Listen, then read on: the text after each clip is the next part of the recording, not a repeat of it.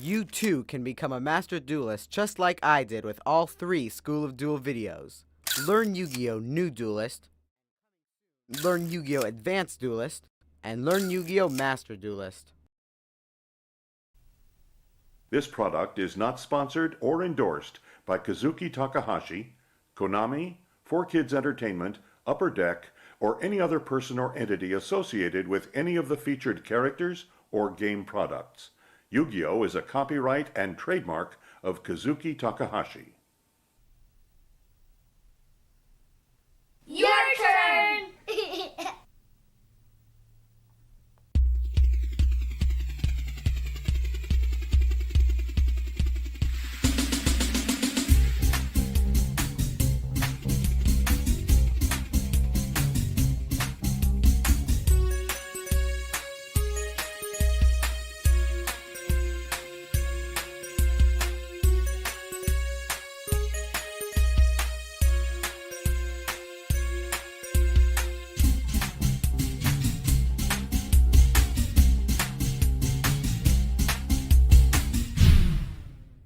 Welcome to the School of Duel.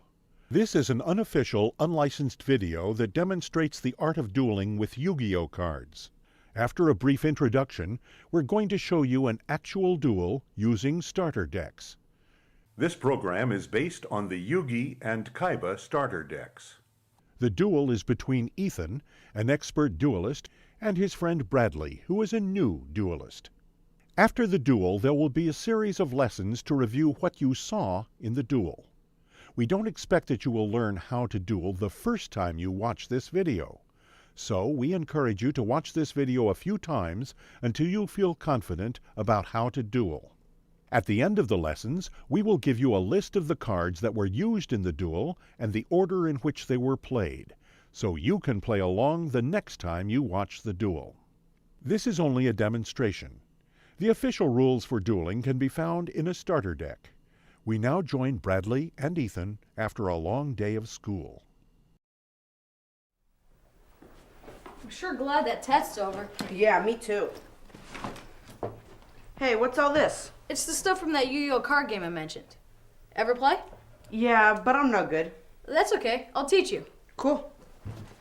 If you don't know how to play, a great way to learn is to use a starter deck. A starter deck comes with everything you need to play. 50 cards, a game mat, and instructions. These decks come with 50 cards. You need at least 40 to play. These are Ultra Pro deck protectors. They're great for protecting any kind of collectible card, especially the expensive ones or frequently played cards. It really saves them. Some of these cards are really valuable. I have one worth over $20. These Ultra Pro deck protectors will help keep them in mint condition. Do the cards really age that fast? Well, it depends on how often you play them. I play mine all the time. It protects them from dirt, dust, fingerprints, all that. They're also safe for the cards. Why is that? Let's just say that you don't have to worry about deterioration. It can mean the difference between a mint and a good condition card. So if you keep drooling all over that Wabaku card, at least put it in the protector first. Oh, I was just reading the description. Yeah, that's a cool card. You use it when you're attacked by a monster. It decreases the damage to 0.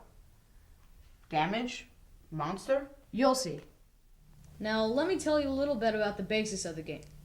A game is called a duel. A match is the best 2 out of 3 duels. You know how many points we start out with? 2,000? Actually, it's 8,000. 8,000 points? That's right. Using a starter deck, there are 2 ways to win. One is to get your opponent's life points down to 0. The other is if your opponent runs out of cards and is unable to draw during his draw phase. So you win a duel by making your opponent's life points drop to 0? That's right. And if both their life points at 0 at the same time, well then it's a draw. So what are all these cards? There are 3 types of cards. Monster cards, magic cards, and trap cards. Monster, magic, and trap. Correct. This is the game mat. It has 5 monster card spaces and 5 magic and trap card spaces. You put your deck in the deck zone. The graveyard is where destroyed cards go. I'll explain the field card zone a little later. And don't worry about the fusion deck zone for now. It's not needed with the starter decks. Okay, let's play. First we shake hands. Sportsmanship. It's in the rules. We shuffle our decks. Now we put them both on the table. And we cut each other's decks. Have a coin? To see who goes first? Yeah. We flip for it at the beginning of the match. The winner chooses who goes first. After that, the loser of the duel decides who goes first next time. Call it. Tails. You win. So you pick who goes first. I will. Now what? There are several phases in a turn. The first phase is called a draw phase. You simply draw a card from the top of your deck. The second phase is the standby phase. Some cards have effects that are activated during a standby phase, but there aren't any of those cards in the starter decks, so you won't see any action during this phase in our duel. The last phase is called the end phase. This is where you make sure you have 6 or less cards in your hand. To start the duel, we both draw the top 5 cards of our deck. Since you decided to go first, draw a card. Don't tell me what it is. Oh, yeah, I know. Now it's your main phase 1. What do I do? Let's start off slow. The first thing you should do is put a monster in attack position. It's called a summon. To summon a monster, place it face up vertically on the monster card zone. Okay, I summon my Celtic Guardian. That's right. But the rules say you can't attack on the first turn. So you should just end your turn. Okay, I end my turn. I summon my Rogue Doll. Now I'm going to enter my battle phase. My Rogue Doll attacks your Celtic Guardian. To determine the outcome of this battle, we compare the attack points of both monsters. Since yours has an ATK of 1400 and mine has an ATK of 1600, my monster wins this battle. Your monster is destroyed, and since your monster was in attack position, you lose 200 life points, which is the difference between the monster's ATKs. So now you have 7,800 points.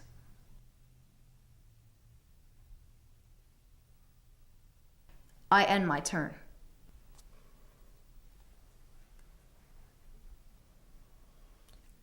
I don't have any monsters with a higher attack than your Rogue Doll. So what do I do? Read the text of your magic cards to see if they can help any of your monsters. Oh, I see. I summon my Sorcerer of the Doomed, and I have the Book of Secret Arts to raise its attack. Since that's a magic card, you play it in the magic and trap card zone. May I move your cards? Go ahead. This card is a magic equip card. It's kind of like adding a weapon. It increases the monster's power. Oh, okay. Now I enter my battle phase, and my Sorcerer of the Doomed attacks your Rogue Doll. Okay, so I have 7850. This is getting interesting. So that ends your turn? Yeah, I end my turn. I activate my magic card D-Spell, which destroys one magic card on the field. I choose your Book of Secret Arts and destroy it.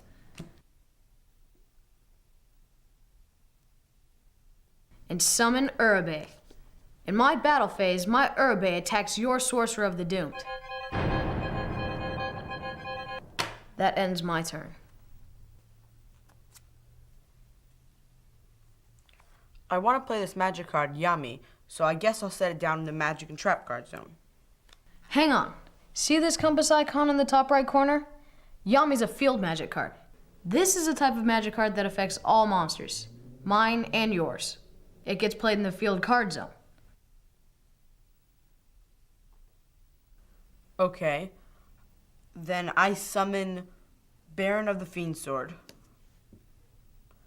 and go into my battle phase where I'll attack your Urabe. That ends my turn. Nice job. I destroy your Baron of the Fiend Sword with my Magic Fissure card, which destroys the opponent's face-up monster with the lowest attack points. Now I summon my Kumari Dragon. Here's something new for you. You don't have any monsters on the field, so I can attack your life points directly.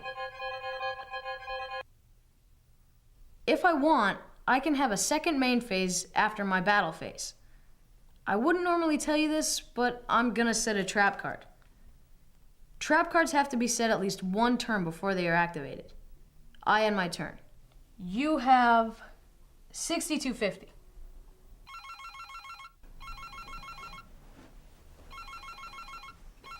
Hello?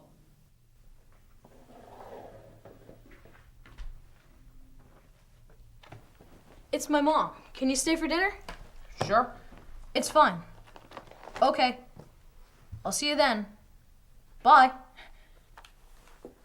What are all these other cards? There are lots of other cards besides the one in these starter decks. You get them from booster packs.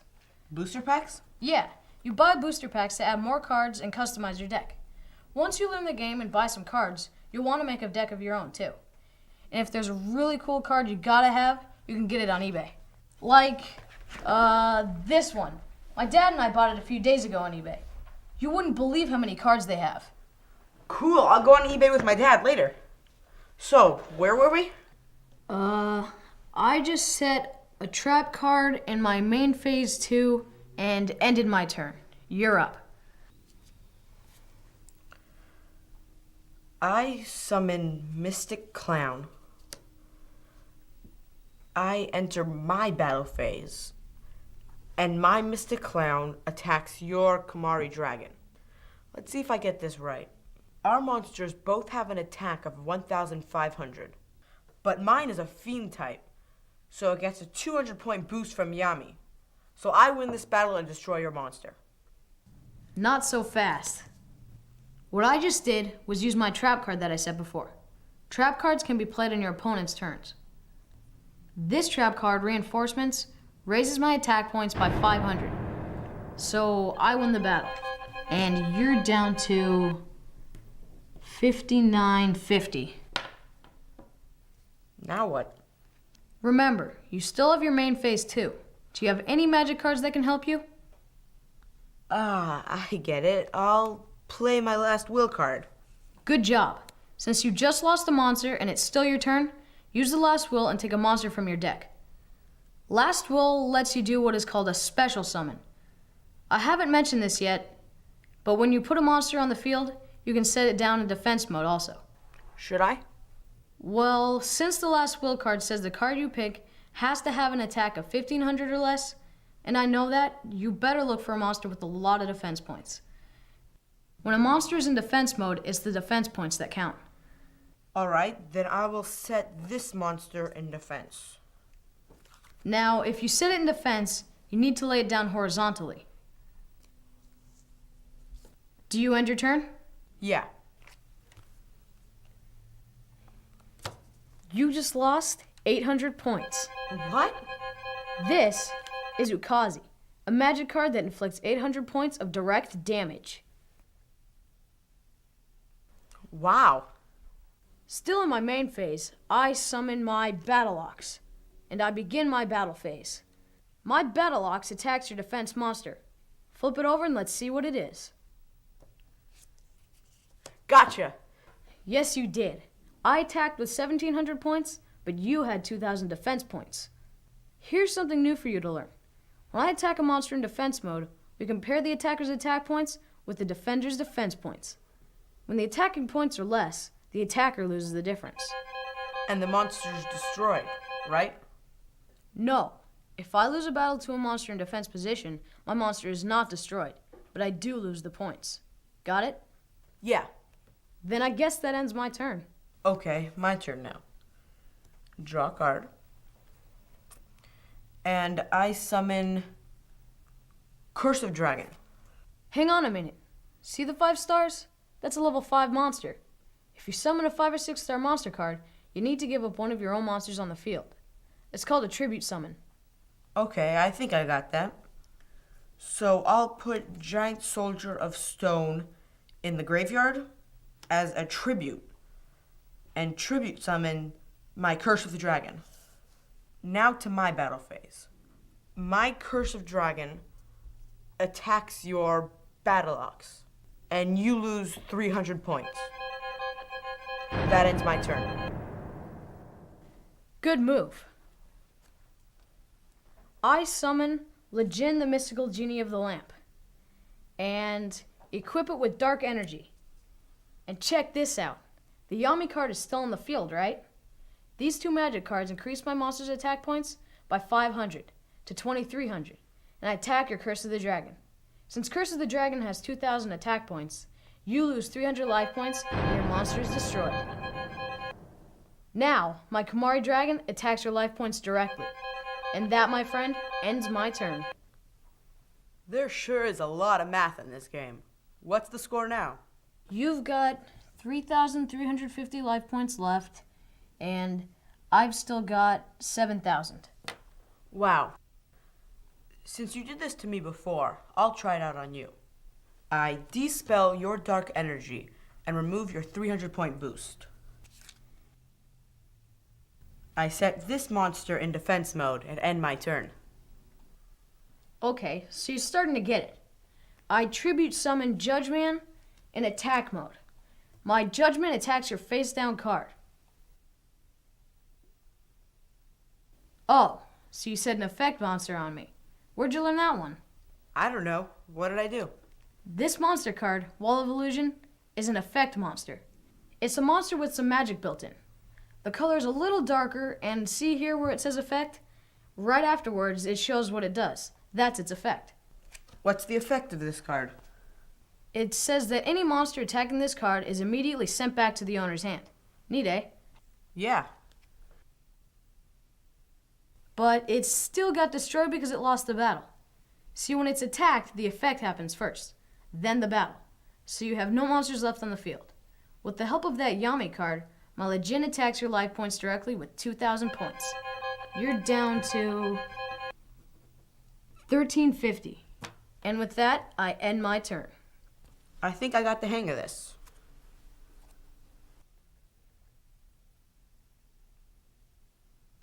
That ends my turn. I summon my Ryukishin Powered. My Lejin attacks your defense monster.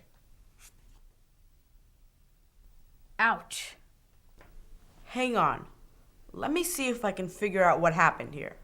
Since your monster has 200 fewer attack points than my monster's defense points, and both monsters get the same 200-point effect from Yami, I win this battle and you lose 200 life points, but your monster stays on the field.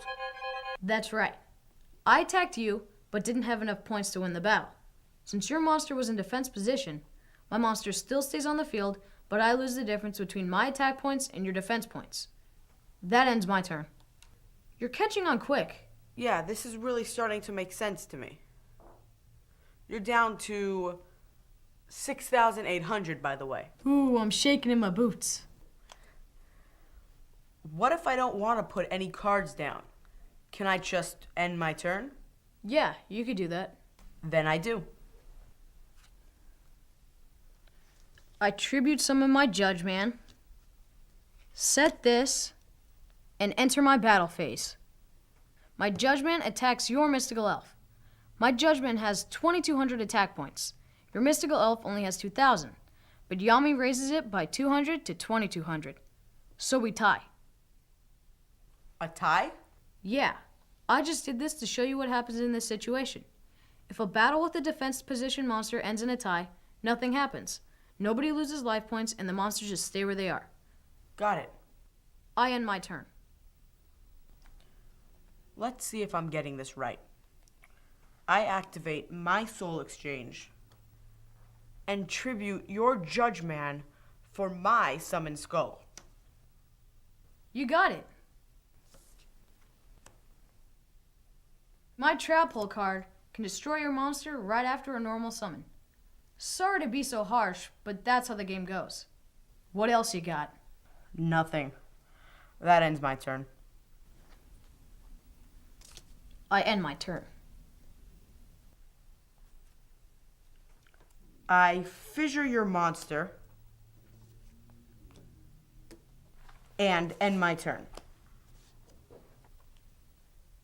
I summon my Pale Beast and flip summon my Hain. A flip summon is when I flip my face down defense position monster to face up attack position. It's not a normal summon, and I can flip as many as I want or need in a turn, even if I also did a normal summon. My Hane has a flip effect that sends your mystical elf right back to your hand. You see, a flip effect can only happen when a monster is flipped from face down to face up. So if you want to use a flip effect, you have to set the monster with the flip effect face down in a previous turn. Now I'll enter my battle phase. My Pale Beast and Hane both attack your life points directly. You lose the duel. That's a cool card. You use it when you're attacked by a monster. It decreases the damage to 0.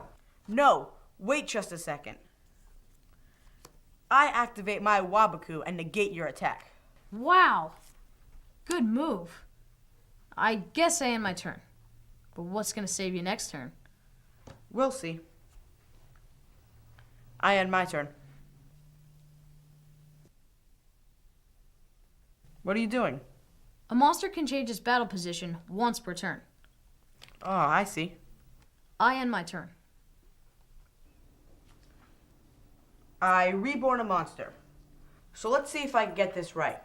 I can pick any monster out of my graveyard and special summon it to the field. Either graveyard. Then can I see your graveyard? Sure.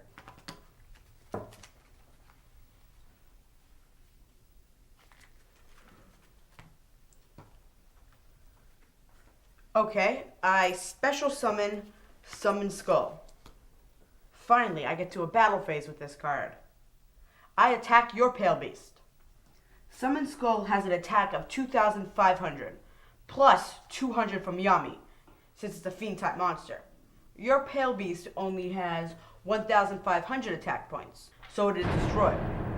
You lose 1,200 life points. Big hit, right? Yeah, I'm down to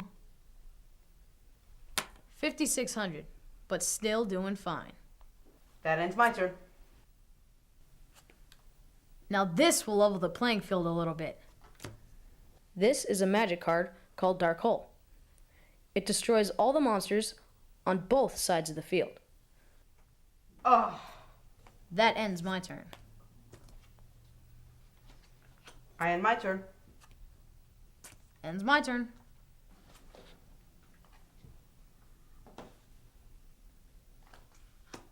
Ends my turn. Me too.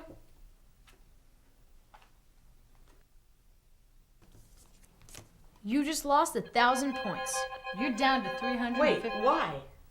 My Just Desserts card. Take a look. You lose 500 life points for every monster you have on the field. So let's see. Your score is 350. Ouch. Wow, I lost 1,000 points on my own turn? I better end my turn before I lose even more. I draw and I end my turn. I end my turn.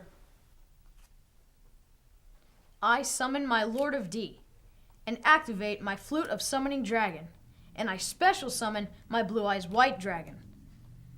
Normally, I have to tribute 2 monsters if I want to summon a monster with 7 or more stars. But with these 2 cards, I can bring out my Blue Eyes without having to tribute anything. I now enter my battle phase.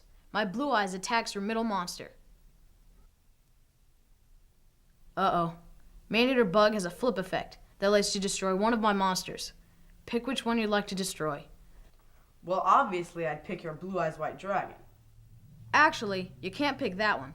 Lord of D's effect prevents any magic or effects from targeting a dragon-type monster. You have to destroy Lord of D first, before you can get to my Blue Eyes White Dragon. Okay then, bye-bye Lord of D. When a monster attacks a monster in defense position, and the attacking monster's attack points are higher than the defense monster's defense points, the defense monster is destroyed. But no points are lost. Okay, that ends my turn. Do you see the score? 5,600 to 350. Let's see here. I think that I have a cool move of my own. My Trap Master destroys a trap card. Is that a trap card? Yep. That's a flip effect. I tribute summon my Dark Magician. And like you said, I have to tribute 2 monsters because it's a 7-star monster.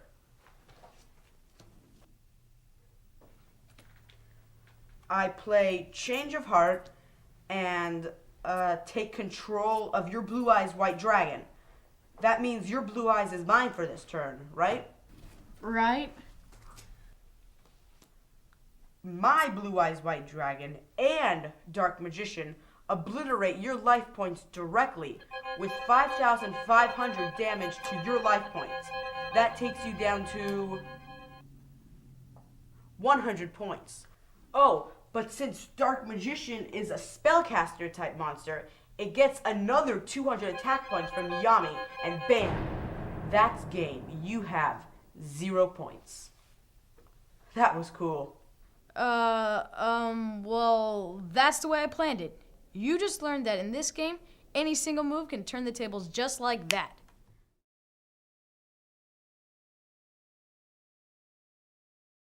You've just seen what a duel looks like. Hopefully, you have a better understanding of dueling. Now we'll go a bit more into detail of dueling with a few concepts that will get you dueling on your own in no time. These concepts will only cover playing with the Yugi and Kaiba starter decks. There are other cards that can make the game more interesting and fun, but also more complicated for a beginner to learn. We won't discuss those cards in this beginning video. Remember, this is only a demonstration. For official rules, please consult the rule book that comes with a starter deck. A duel is played by 2 opponents called duelists. Each duelist has a deck of at least 40 cards. There are 3 main types of cards: monster, magic, and trap cards. The duelists play against each other by battling with their monster cards, activating magic cards, and setting traps for each other with trap cards. All cards have a name at the top. The easiest way to identify a monster card is by noticing its stars near the top right. All monsters have attack and defense points, which you can find at the bottom right, just below the monster's description. Some monster cards have some magic effects built in. Those are called effect monsters, and the description explains the monster's effect. There is a lot more to monster cards, but we'll explain all of that later. Magic cards are green. Just below the card's name it says Magic Card, and its magical effects are explained near the bottom. There are many different types of magic cards and other neat things to know. More about magic cards later. Trap cards are purple. Below their name it says Trap Card. Their effects are explained in the description. There are different types of trap cards, which we'll also explain later on. Each player starts a duel with 8,000 life points. With the starter decks, you win a duel when your opponent loses all his life points or cannot draw a card during his draw phase. The winner of 2 out of 3 duels wins a match. Duelists take turns in a duel, and each turn is made up of 6 phases. A duel is played on the game mat. Each player has his own. On each mat there are zones for each type of card. This is the deck zone. You place your deck of cards here, face down. Just ahead of the deck zone is the graveyard. Cards that are destroyed go here, face up. Here is the monster card zone. There are 5 spaces for up to 5 monsters. This is the magic and trap card zone, which also has 5 spaces. Both magic and trap cards can be played here. You can only play a maximum of 5 magic and trap cards at one time. Like the monster zone, if the magic and trap zone is full, you cannot play another magic or trap card until a space opens up. There is a special type of magic card called a field magic card. It is played in the field card zone. Fusion monsters are not in the starter decks, but they are placed in the fusion deck zone at the start of the duel. Each player's turn starts with a draw phase and ends with an end phase. As you'd expect during the draw phase, you draw a card from the top of your deck. At the end of your turn, you have your end phase. Simply make sure that you've got 6 or fewer cards in your hand. If you have more, then discard to your graveyard until you have only 6 cards. Then, end your turn by saying something like, I end my turn. Ends my turn. Ends my turn. Between the draw and end phases are 4 phases called the standby phase, main phase 1, battle phase, and main phase 2.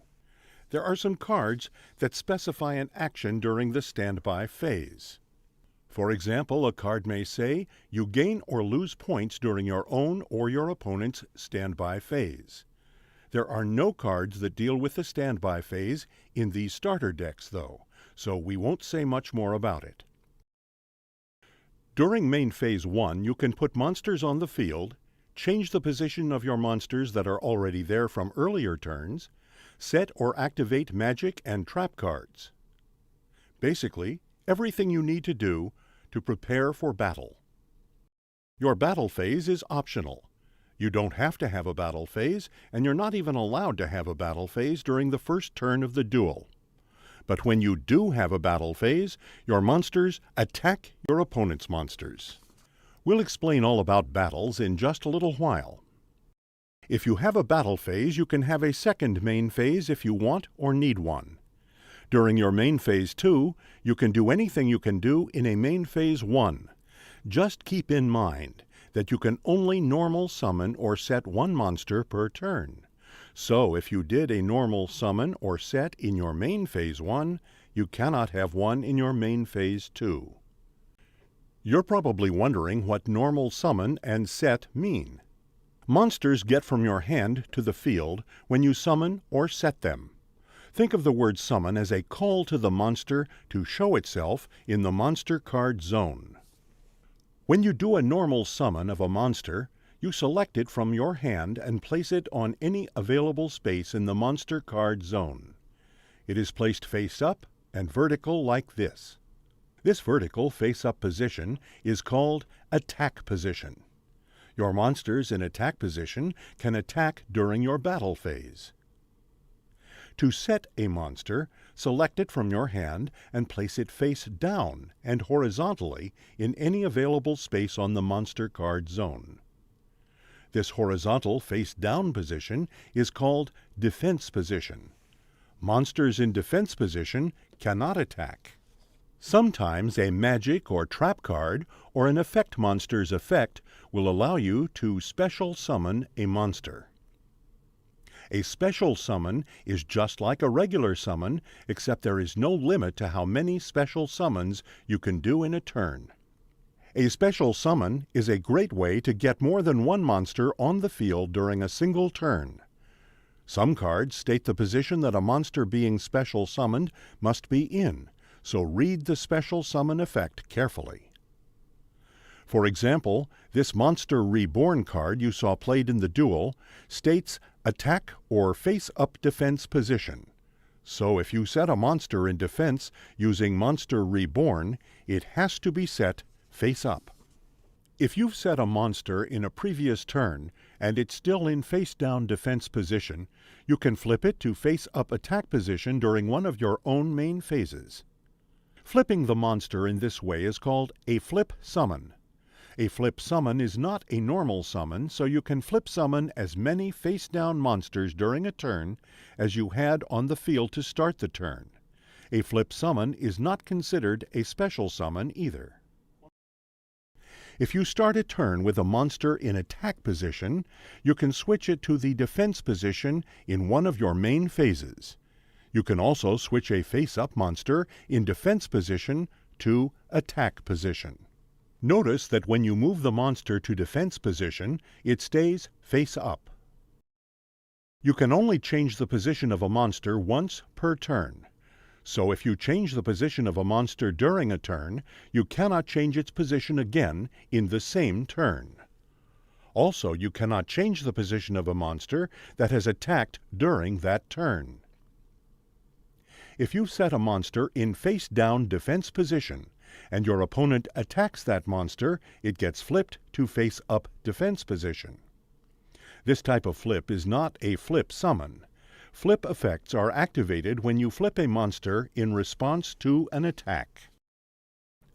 Some monsters have magic built in. This type of magical monster is called an effect monster. The effect is written in the monster's description, and the cause of the effect is described there as well. This card is Man-Eater Bug. It has a flip effect. A flip effect is activated when the card is flipped, either as a flip summon or when it's attacked while in face-down defense position. Man-Eater Bug's effect is that it destroys one monster on the field regardless of its position. In battle, the flip effect occurs before battle damage. So, if your Mystic Clown attacks a face-down Man-Eater Bug, Man-Eater Bug is flipped during the battle, and its effect is activated. It can be used to destroy Mystic Clown. Then, you calculate the battle damage, and the Man-Eater Bug gets destroyed by Mystic Clown's attack. You see? Even though a monster's effect can be used to destroy the monster attacking it, the battle still goes through, and battle damage is calculated as normal. Other monsters' effects might be triggered by other things, like this Wall of Illusion card. If it gets attacked, the attacking monster is sent back to the owner's hand. Read your effect monster cards to learn about their effects and how they're activated. All monster cards have levels, indicated by the number of stars at the top of the card. Monsters with less than 5 stars, in other words, level 4 and lower monsters, can be summoned or set any time you're allowed to perform a normal summon or set. But monsters with 5 or more stars have a special rule. In order to normal summon or set these higher level monsters, you must pay a tribute of 1 or 2 monsters. This means you have to destroy 1 or 2 of your own monsters already on the field and place it in the graveyard. A monster that is level 5 or 6 requires a tribute of 1 monster, while a monster with 7 or more stars requires a tribute of 2 monsters. In addition to its level, monsters are different in other ways, too. Each monster has a type, such as the spellcaster and dragon types you saw in the duel, and an attribute like light or dark. There are magic cards, trap cards, and effect monsters that have effects which only work on monsters of a certain type or with a certain attribute. There are 20 monster types in all: dragon, spellcaster, zombie, warrior, beast warrior, beast, winged beast, fiend, fairy, insect, dinosaur, reptile, fish, sea serpent, machine, thunder, aqua, pyro, rock, and plant. There are 6 monster attributes in all: earth, water, fire, wind, light, and dark. You've learned how to summon and set monsters, and even tribute them to get some very powerful monsters on the field. What do you do next? Attack! In order to attack with a monster, your monster needs to be in attack position. When attacking an opponent's monster, indicate which monster you are attacking with and which of your opponent's monsters you are attacking. Like this. My Curse of Dragon attacks your Battle Ox. Each of your monsters can attack only once per turn. The battle damage is calculated differently depending on whether the monster being attacked is in attack or defense position.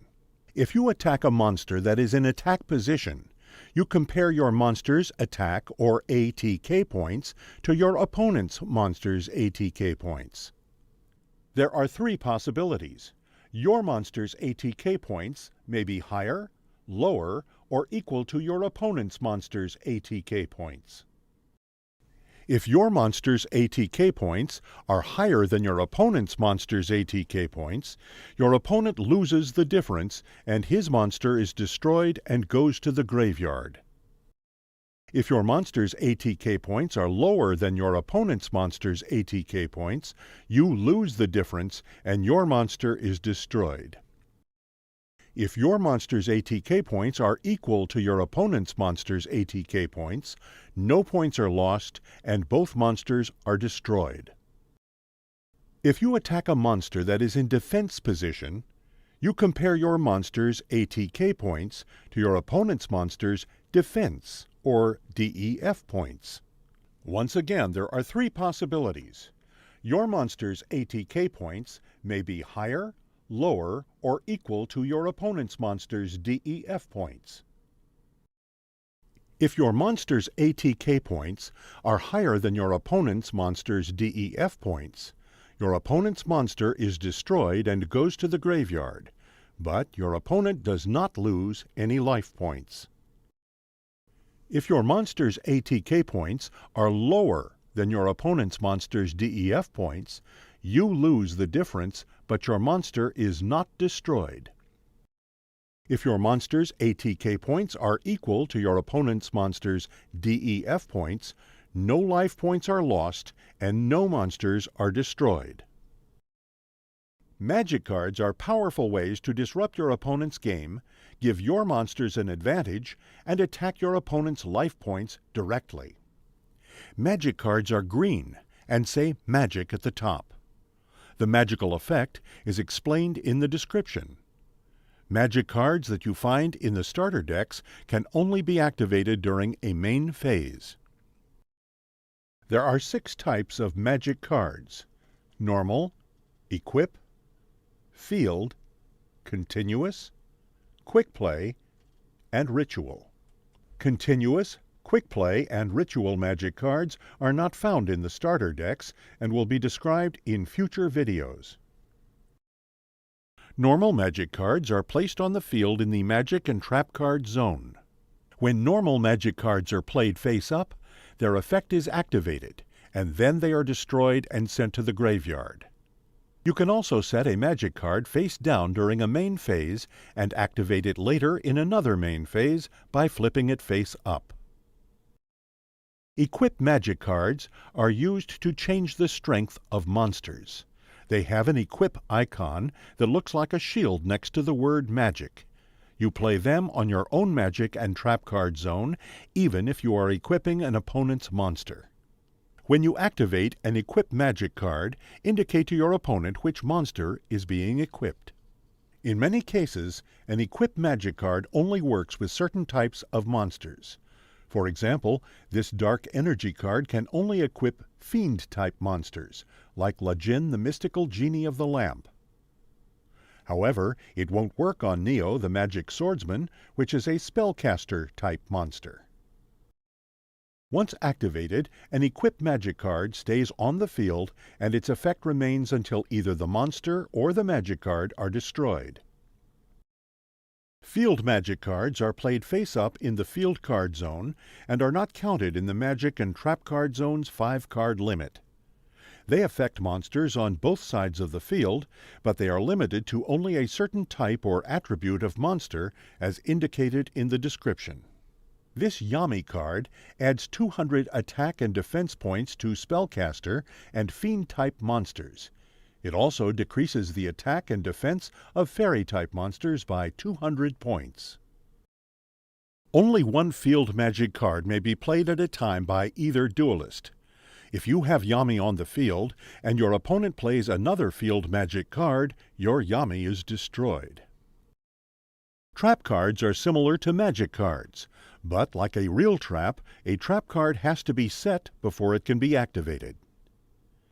There are 3 types of trap cards: normal, continuous, and counter. Counter trap cards are not found in the starter decks and will be described in future videos. To set a trap, place it face down and vertical in the magic and trap card zone. It's ready to use in a later turn, but cannot be used in the turn in which it has been set.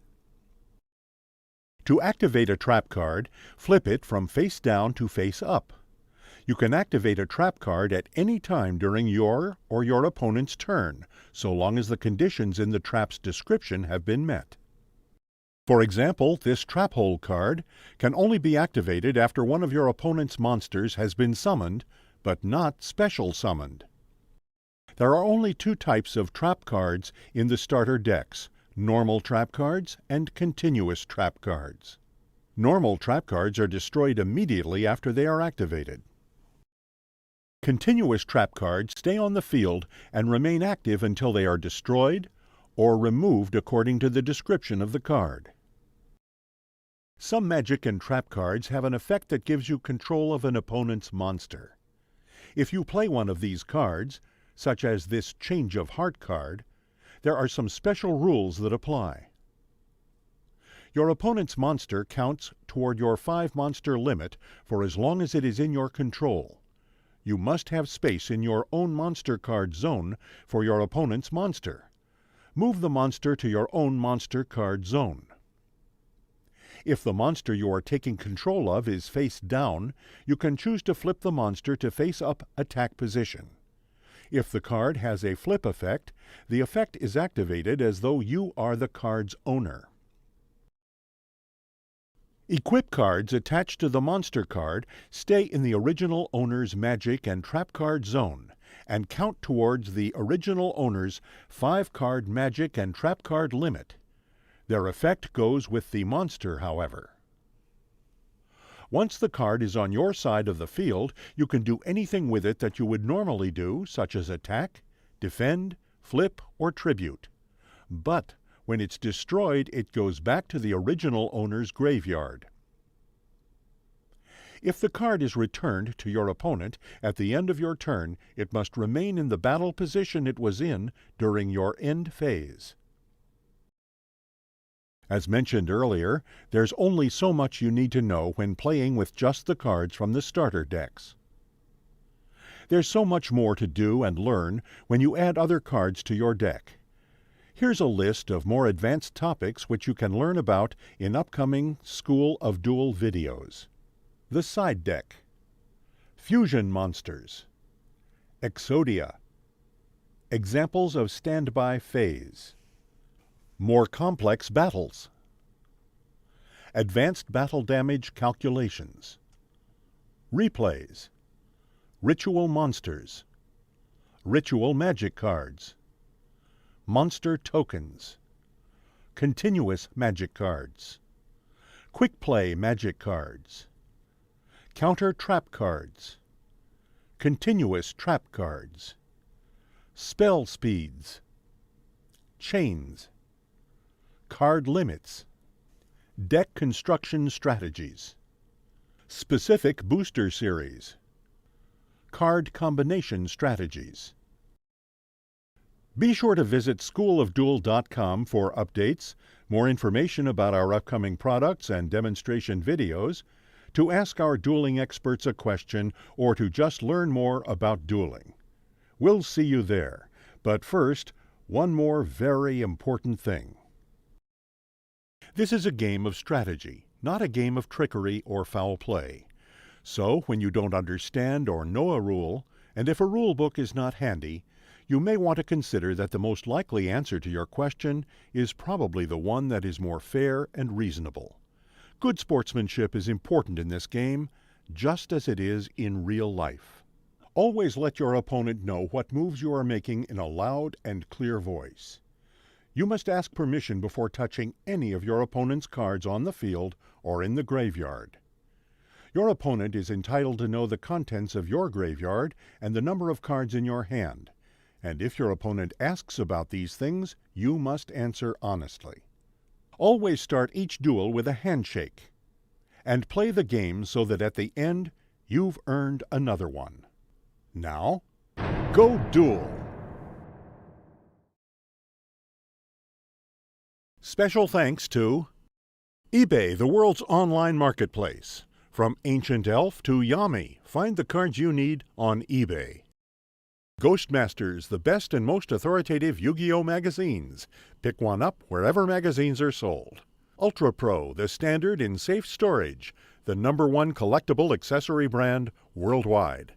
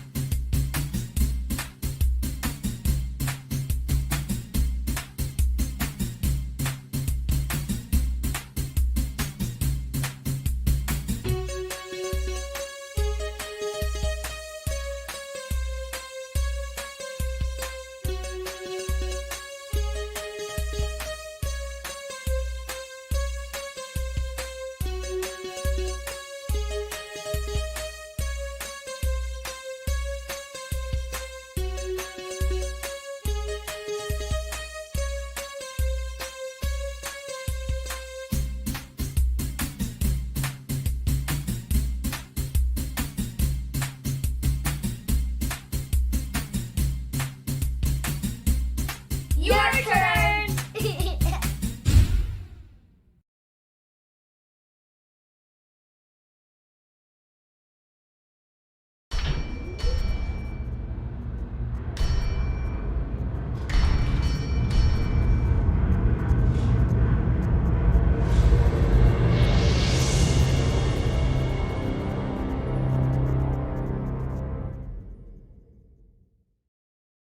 Your turn!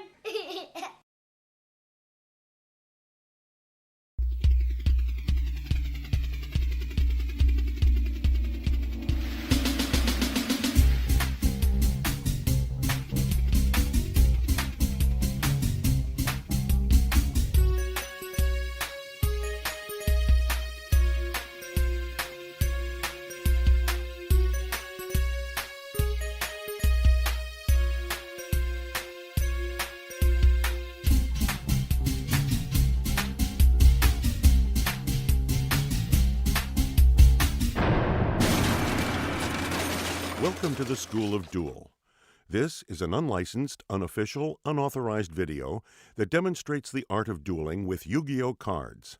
I am Professor Duel. This School of Duel, Learn Yu-Gi-Oh! Advanced Duelist video will demonstrate some of the more advanced techniques, rules, and concepts that you'll need to know when dueling with the Joey and Pegasus starter decks. In this advanced video, you will learn about quick play spell cards, continuous spell cards, tune monsters, cost effect monsters, trigger effect monsters, continuous trap cards, replays, counter trap cards, ritual monsters, fusion monsters, monster tokens, spell speeds, chains, and more. There is a lot to know, so be sure to watch this advanced video a few times to make sure you get every last detail. This is an advanced lesson, so you should already have a basic understanding of how to duel according to the rules. In order to get the most benefit, you should already know about monster, spell, and trap cards, dueling phases, and how to normal summon, flip summon, tribute summon, calculate battle damage, and activate and set normal spell and trap cards. If you are a new duelist and these concepts are not familiar to you, be sure to watch School of Duel, Learn Yu-Gi-Oh! New Duelist before watching the rest of this program. It's available wherever videos, cards, and toys are sold. For more information about School of Duel videos and DVDs, visit the official School of Duel website at www.schoolofduel.com. There you can find discussion boards on just about any dueling topic, articles, tips, news, and more. Ever heard of magic cards? In some card sets and in some countries, spell cards used to be referred to as magic cards. If you have magic cards in your deck, all the rules and concepts relating to spell cards apply equally to magic cards. For the official rules about dueling, consult the rule book that came with your starter deck. Now, join me in my study as we visit the School of Duel.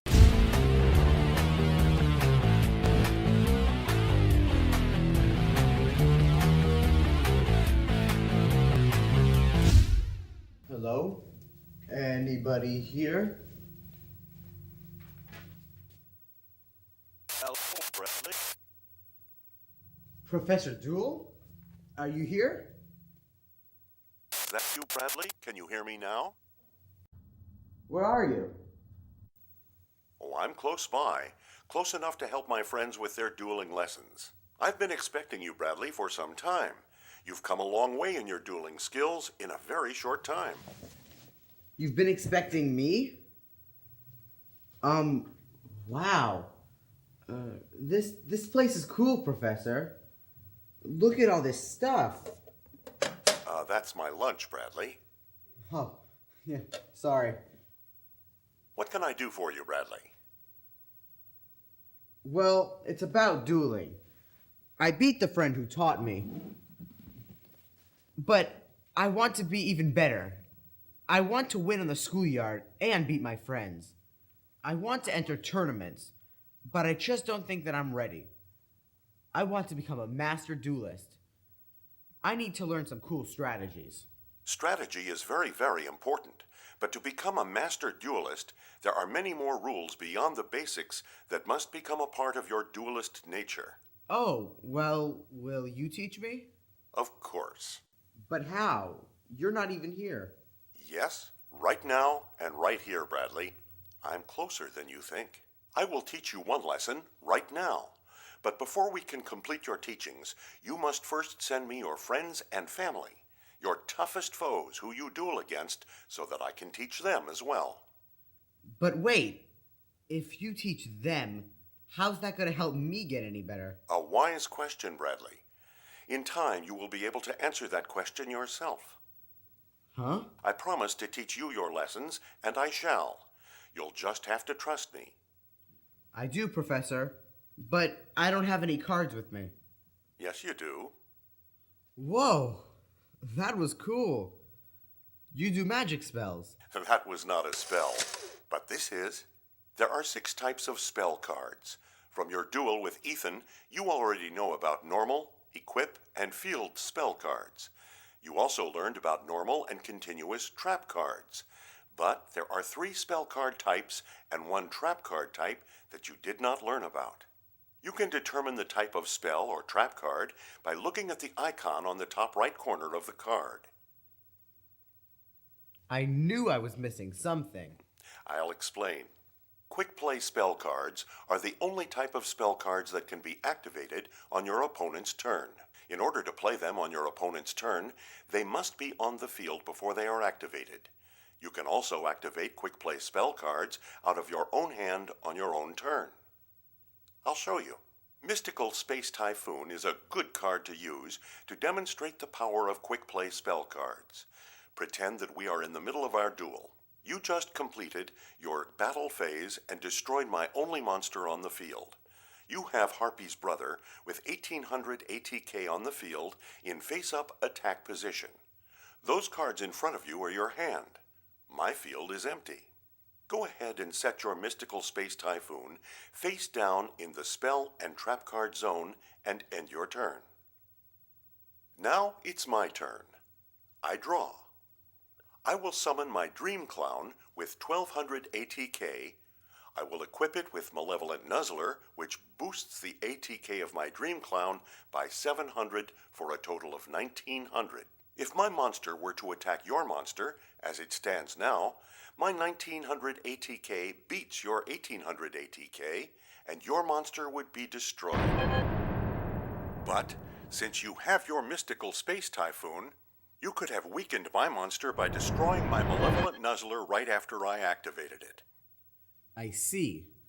So I should activate my Mystical Space Typhoon during your main phase to destroy your Malevolent Nuzzler. Your Dream Clown's ATK goes back down to 1200. Now there's no way you'd attack my Harpy's brother because you would lose 600 life points and your Dream Clown would be destroyed. That's right. Great, I think I understand. Would you like a peek into the thinking of a master duelist? There is another way you can activate that Mystical Space Typhoon to turn your own defense into an offense. That sounds great. Will you show me? Let's say that you didn't activate your Mystical Space Typhoon during my main phase 1. You saw the attack I was building up to, but you also knew what you had waiting in your spell and trap card zone. Patience here is a virtue. All right. Do you remember the steps in a battle phase? Sure. There are 4 steps in a battle phase. Start step, battle step, damage step, and the end step. That's right, smart boy. And you can activate quick play magic cards on the field during 3 of those steps. Start step, battle step, and the damage step. Why is that a Master Duelist concept? Well, if you activated your Mystical Space Typhoon during the start step, I would simply not attack. It would work just like when you activated your Mystical Space Typhoon during my main phase. Okay. And during the damage step, you can only activate quick play spell cards that directly modify the ATK or DEF of one of the monsters in the battle. Although you would like to destroy my Malevolent Nuzzler with your Mystical Space Typhoon, that's not allowed during this step. But if you had a quick play spell card like Rush Recklessly on the field, You could activate that card to bump up your own ATK points. This is getting pretty complicated. Yes, it is. But here comes the good part. You can activate your mystical space typhoon during the battle step. Since the battle step starts once I have declared that I am attacking your Harpy's brother, when you destroy my malevolent nuzzler, my Dream Clown's points go right back down to 1200, and I still have to attack. I see. You would lose 600 life points. And your monster is destroyed. Wow, that is a Master Duelist concept. Yes, it is. But let's not stop now. I have more to show you. I'm all ears. I'll just set this card and end my turn instead. This is too easy. I summon 7 colored fish. Now, I enter my battle phase. First, my Harpy's brother attacks your life points directly. You lose 1800 life points. Wait just a second. I activate Scapegoat. This is another quick play spell card. It lets me place 4 monster tokens on the field, which... Monster tokens? Yes, monster tokens. When a card calls for monster tokens, you use an object such as a coin, a die, or other small item to represent a monster. You can use almost anything so long as it has 2 sides to represent attack and defense positions. Scapegoat lets me place 4 monster tokens in defense position on my side of the field. These tokens have an attack and defense of 0. I'll use these quarters as my monster tokens, and we'll call the tail side defense. Now go ahead. You are going to attack. But it won't do much good. My Harpy's brother attacks your first token, and my 7 colored fish attacks your second token. Do you see how using this quick play spell card saved me from taking 3,600 points of damage? Yeah, of all things I might have expected, I certainly didn't expect sheep. That was pretty sneaky. Nothing sneaky here, just knowing the rules and using them to my advantage. Well, that's all for now, Bradley. It's time for you to go find others in need of my training. I still don't know how this is going to help me, Professor Duel, but you're the teacher. I guess I'll see you around. Soon, I hope.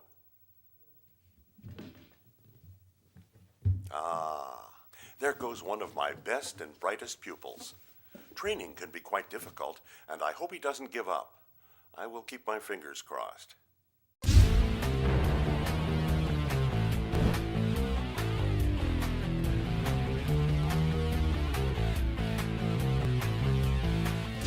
Thanks for having me over today, Professor Duel. Bradley said you had a few things you wanted to teach me about dueling. I really appreciate you taking the time out for this lesson. No problem. Actually, there is a problem. I have to be better than all those boys at my school. They don't take me seriously as a duelist. That is, unless I can beat them. I sense great determination in your voice. Don't worry, Hannah. After I teach you about continuous spell cards, toon monsters, and cost effect monsters, you'll be a tough player to beat. Have you mastered these skills yet? No, Professor, that's exactly what I'm having trouble with. How'd you know? Isn't that the Toon World card that you're holding in your hand? Oh, yeah. Right. How'd that happen? You know, I always get confused on how to battle with my toon monsters. I almost never use them because I'm just not sure of myself. Well, that's what the School of Duel is here for.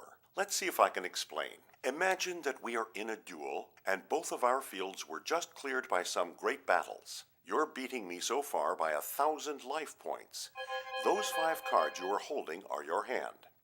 Before you can summon any Toon monsters, you have to activate the Toon World spell card. Toon World is a continuous spell card. What is a continuous spell card? The difference between continuous spell cards and normal spell cards is that once continuous spell cards are in play, they stay on the field until they are destroyed or removed from play by the effect of another card. So I activate Toon World in my spell and trap card zone. But it says I have to pay 1,000 life points to activate it?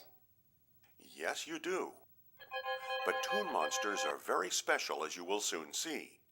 This could be a small price to pay to be able to play these powerful monsters. Now, you can summon your Toon monsters. I summon Toon Mermaid. She only has 1400 ATK, but that's the only non-tribute Toon monster I have right now. Fine, but before you do, you should know that there are lots of rules about Toon monsters that you need to know. They can't be normal summoned.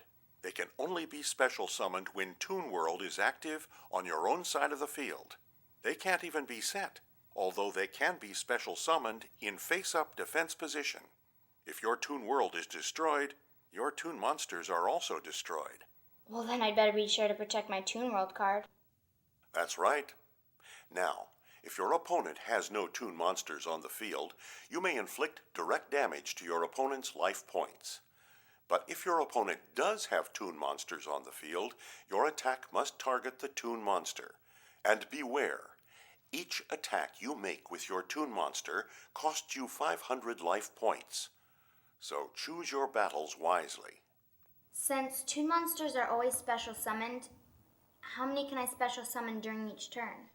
Since they are special summoned, Toon monsters are not subject to the one normal summon limit like other monster cards. You may summon more than one Toon monster per turn and still do a normal summon. So go ahead, bring out your Toon summoned skull. Wow. You mean I can go from no monsters to Toon summoned skull? A tribute monster in just one turn? Now I'm really gonna do some damage.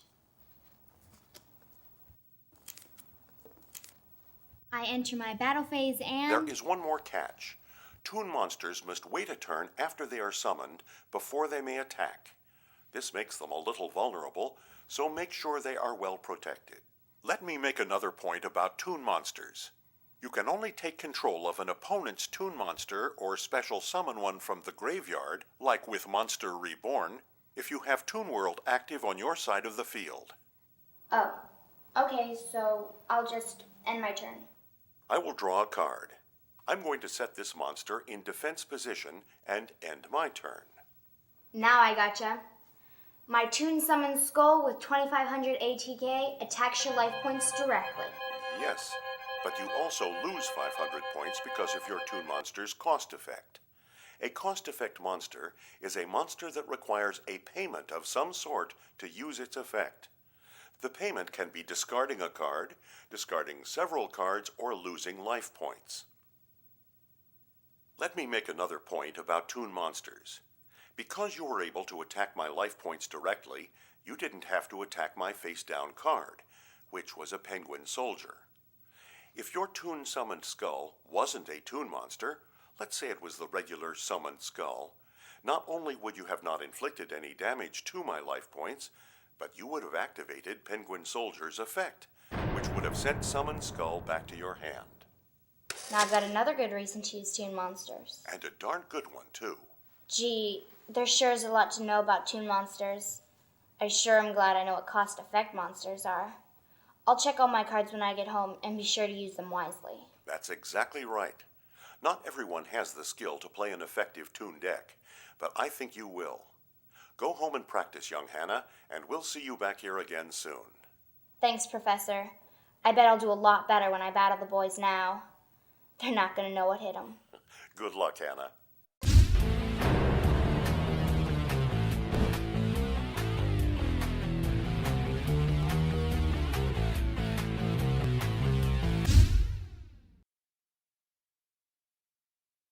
Bradley tells me that you're an up-and-coming duelist. Yeah, but I don't duel against my brother a lot. He's real good, and he always beats me. Here, sit down, Max. What if I teach you a few things that will help you become a better duelist? Maybe then you could win a few matches of your own. Really? That would be awesome, Professor Duel. Wow! Ultimate Offering. This is a cool card to have in your deck. I've never seen one. It's a continuous trap card. A what? A continuous trap card. What do you know about them? Well, I've used other types of trap cards. What if we were dueling, and on the field you had an island turtle in face-up attack position, and an ultimate offering face down in the spell and trap card zone? Let's say that I have a Darkfire Soldier number 1 and an Armored Lizard on my side of the field. So, whose turn is it? Let's say it's my turn, Max. In my battle phase, Darkfire Soldier number 1 attacks Island Turtle. This isn't looking very good for you, Max, is it? No, it's not. It's okay, Max. Stay calm and think about that face-down trap card. Remember that you can activate a trap card on your turn or your opponent's turn. Okay, let's see. I activate Ultimate Offering. It says I can pay 500 life points and perform a normal summon. But I can only summon a monster during my own turn, right? Usually that's true, Max, but a continuous trap card can be activated at any time after the end of the turn during which it was set. And so you can use its effect during your opponent's turn. Just like continuous spell cards, continuous trap cards stay on the field until they are destroyed or removed from play by its own effect or the effect of another card. Since the Ultimate Offering card is still on the field, you can use its effect again. Can I even do a tribute summon? Yes. Cool. Well, I have a red-eyed bee dragon, but that needs 2 tributes. I'll use Ultimate Offering to summon Spirit of the Harp. Then I can send these 2 monsters to the graveyard as a tribute and bring out my red-eyed bee dragon. Now you are attacking a much stronger monster. That was a very good move, Max. But now I must teach you about replays. Replays? Yes, Max. You see, whenever the number of monsters on the field changes due to the activation of a spell card, trap card, or effect monster during a battle phase, the gameplay returns to the previous step. This is known as a replay.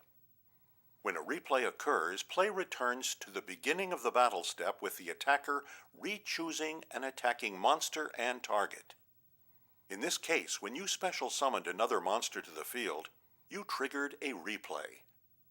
Since you now have such a strong monster on the field, I'm going to change my mind and not attack. This continuous trap is totally rad, Professor Duel. I'm not familiar with the term rad. Is that a good thing? Yes, very good. Do you think I can beat my brother now, Professor Duel? Well, I'm not sure, Max, but what I do know is that you're definitely on your way to becoming one tough advanced duelist.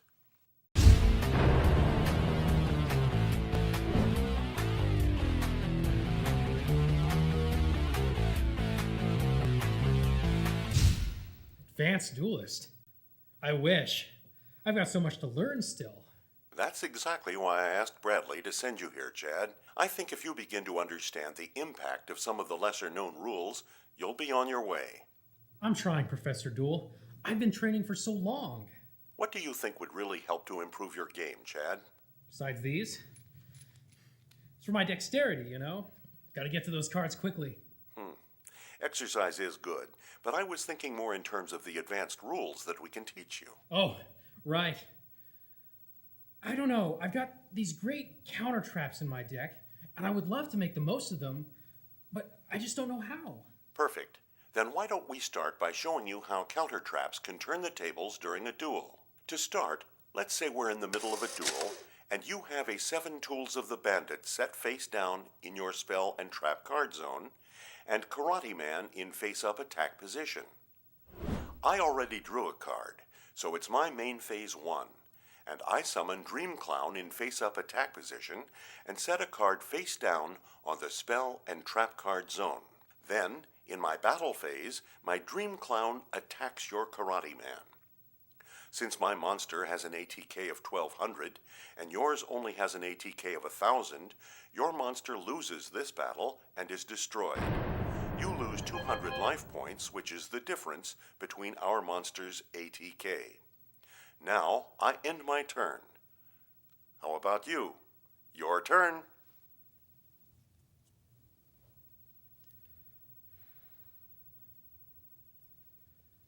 I activate Dark Hole and destroy your Dream Clown. This is where things get a little complicated. In response to your activation of Dark Hole, I activate the counter trap card, Magic Jammer. The card's effect requires that I discard 1 card from my hand to the graveyard, and I discard Soul Release to negate the activation of Dark Hole. In other words, the effect of your Dark Hole has been negated or cancelled. but you get a chance to respond. Is there any card that you want to play? I have a counter trap of my own. I activate 7 tools of the bandit. Does that sound right? Read the card's effect and let's see. Pay 1,000 of your life points to negate the activation of a trap card and destroy it. So if I pay 1,000 life points, I can negate or cancel your magic jammer. I'll do that. Since your 7 tools of the bandit negates my magic jammer, then the effect of your dark hole is activated. I lose my dream clown, and I have no monsters left on the field. With your field cleared, I will summon 7 colored fish, and I will enter my battle phase, and I will attack your life points directly. Very good, sport. Magic Jammer and 7 Tools of the Bandit are 2 counter trap cards that can change the momentum of a duel. Having a counter trap set forces your opponent to rethink his strategy. Having counter traps is one thing, but knowing how to use them effectively is awesome. Thank you, Professor Duel. I knew that counter traps were powerful. I just didn't know how powerful. I can't wait to try these out on my friends. Yes, I will be the greatest duelist ever. You kids are all just crazy. Crazy about dueling. Thanks, Professor Duel.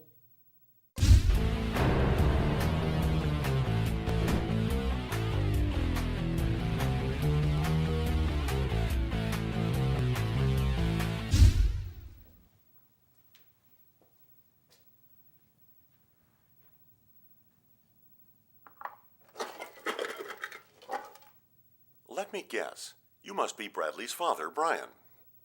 Yes, that's right. How did you... Well, Bradley and I both have the same eyes, but my beard is a bit thicker. Please sit down. Thank you. Bradley says you're a master duelist and a great teacher. He's learned a lot from you and your schoolofduel.com website. He and I have been dueling for quite a while now. As a dad, it's great to see my child play a game that makes him strategize and think about every move. He asked me to come to you, but he wasn't sure why. In time, he'll understand. Tell me, what else do you enjoy about dueling? It's so hard to find activities that we can all do together as a family, and I know how much the kids enjoy this game. And I really enjoy dueling too, but I'd like to provide a better challenge. And frankly, I'd like to win. Maybe just once. I'm sure that I might be able to teach you a trick or two. I'll take all the help I can get, Professor. Are you familiar with fusion and ritual monsters? Somewhat. Those are special monsters that have to be special summoned. But I've never dueled with them before. Right, but there's much more to know. Let me explain. Fusion monsters are a combination of 2 or more monsters that are typically fused together with the spell card Polymerization to make a new, more powerful monster. The fusion monster. The fusion monster? Yes. The fusion material cards and polymerization can come from your hand or from the field. But the fusion cards themselves, which are violet, do not come from your deck. They come from their own pile called the fusion deck, which is placed on the fusion deck zone before the start of the duel. And remember, fusion monsters do not count against the 40-card minimum. Go ahead and look through your fusion deck so you'll know what you've got.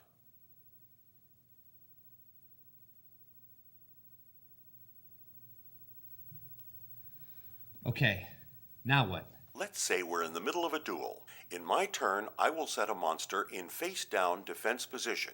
You wouldn't usually know this, but I set a monster with high defense points, and that baby dragon is just not going to be strong enough to beat it. Now, it is your turn.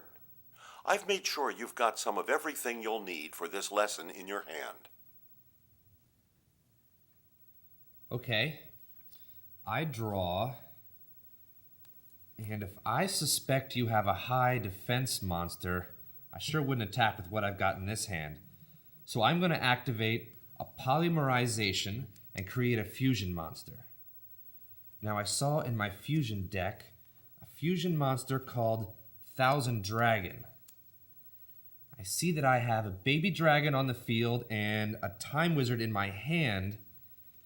And according to the description, I can move both of those to the graveyard and summon Thousand Dragon. That was good. Fusions really aren't that hard if you have all the fusion material. The trick is building your deck so that you end up with the fusion material you'll need at the right time. I see that now. A fusion monster is considered a special summon, so a normal summon may still be performed on the same turn a fusion monster is summoned. Okay, I'll do that. For my normal summon, I choose my Gearfried the Iron Knight. I enter my battle phase. My Thousand Dragon attacks your face-down monster. Let's see what it is. Your Thousand Dragon destroys my Aqua Madur. Now with no monsters in the field left standing, I attack you directly with Gearfried the Iron Knight. Not only did you have a monster advantage over me 2-1, but you had some strong monsters. Can you see how fusion monsters can overpower your opponent? Wow, I sure do. These fusion monsters are really powerful. Let me also mention that there are other cards which allow you to summon fusion monsters, but they are not included in these starter decks.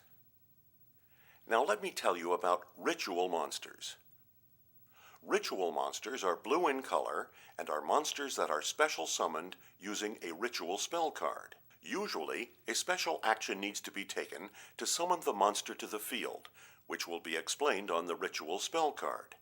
The action usually involves discarding monsters from your hand or field to the graveyard. I see. So, like with fusion monsters, since a ritual monster is considered a special summon, I can still do a normal summon on the same turn that a ritual monster is special summoned. Yes, you really get it. Yeah, this is really starting to make sense to me now. Let's see some ritual monsters in action. Great, I love that enthusiasm. Let's clear the field and set things up for your next lesson. Let's reset the score. Go ahead and take 5 new cards. I've got Red Eyes Bee Dragon and Gearfried the Iron Knight on the field. Your field is empty. Let's see how you can deal with this setup.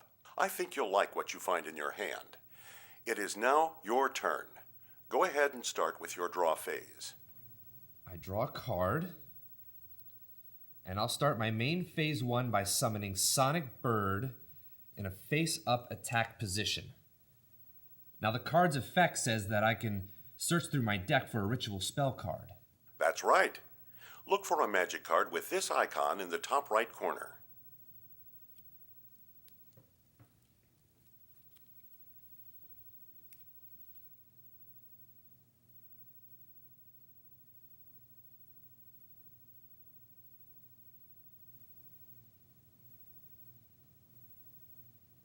Now, I just found a Black Illusion ritual card.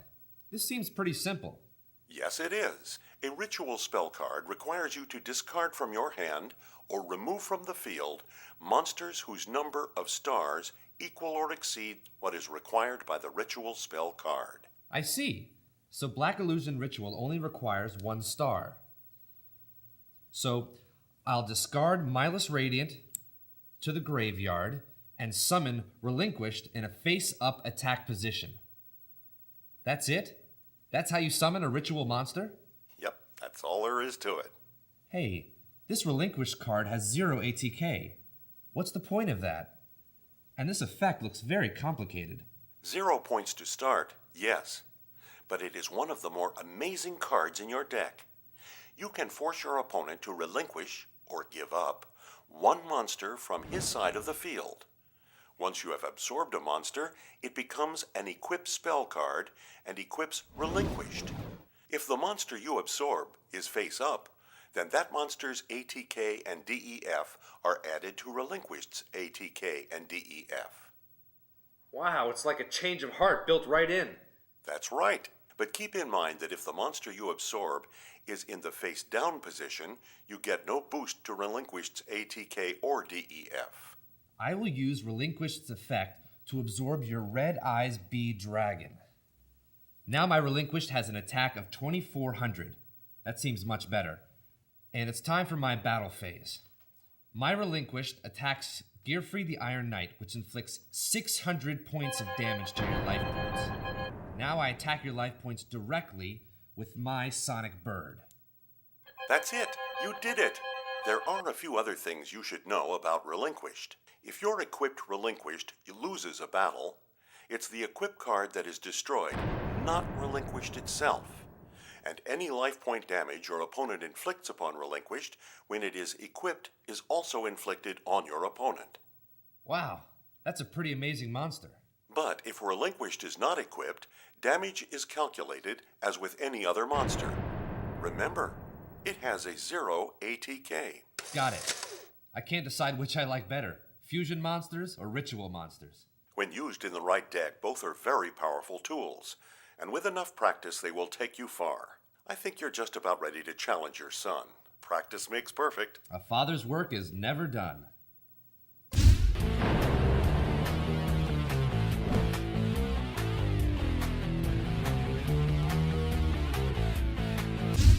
Have you been teaching advanced dueling all day? I have. Not everyone started so advanced, but they're all getting there, Jordan.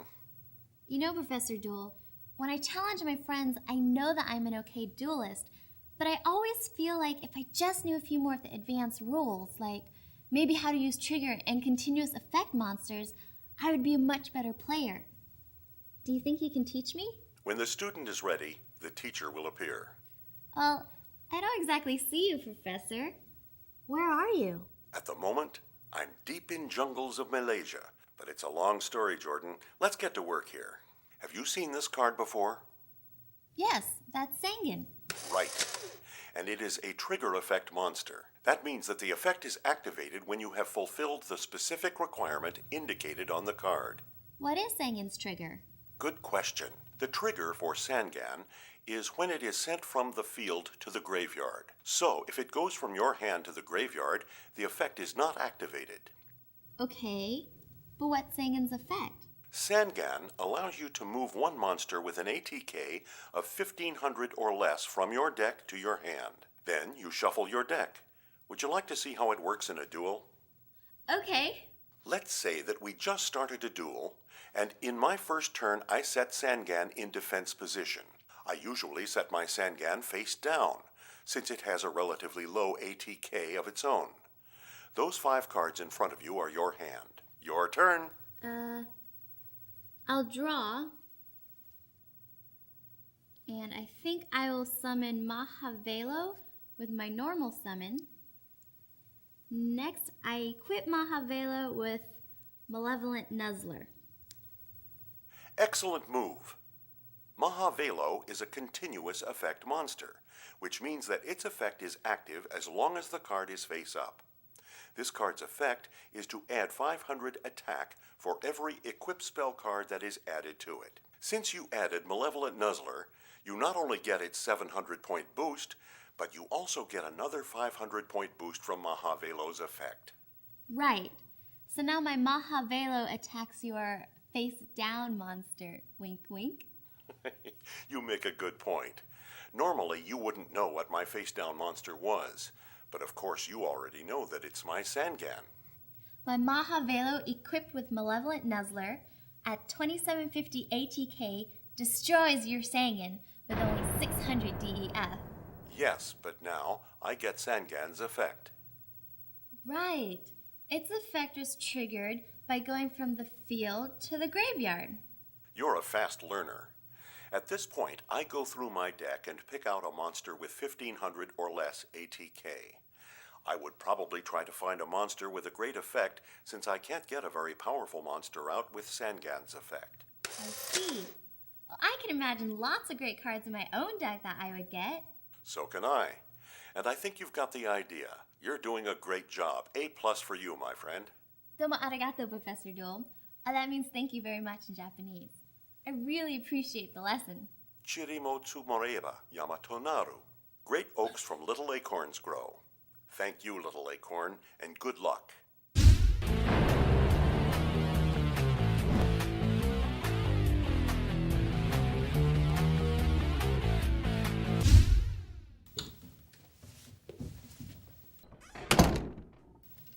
Hello, Professor Duel. It's me again, Bradley. Come on in, Bradley. I've been looking forward to your return. Well, I've sent you my best dueling buddies, like you asked. I gotta tell you, Professor, they sure have become good duelists. They keep beating me, but I have to say, I learn from each and every one of them. I can't believe how powerful fusion monsters are. And those ritual monsters like Relinquished are really amazing. Yes, they are, my young friend. And now that I see how to use a trigger effect monster, continuous effect monster, continuous spell cards, and those great quick play spell cards like Mystical Space Typhoon, I've really started to improve my deck and use it the right way to win more duels. That's very good, Bradley. But one thing I don't understand. How do all these things work together?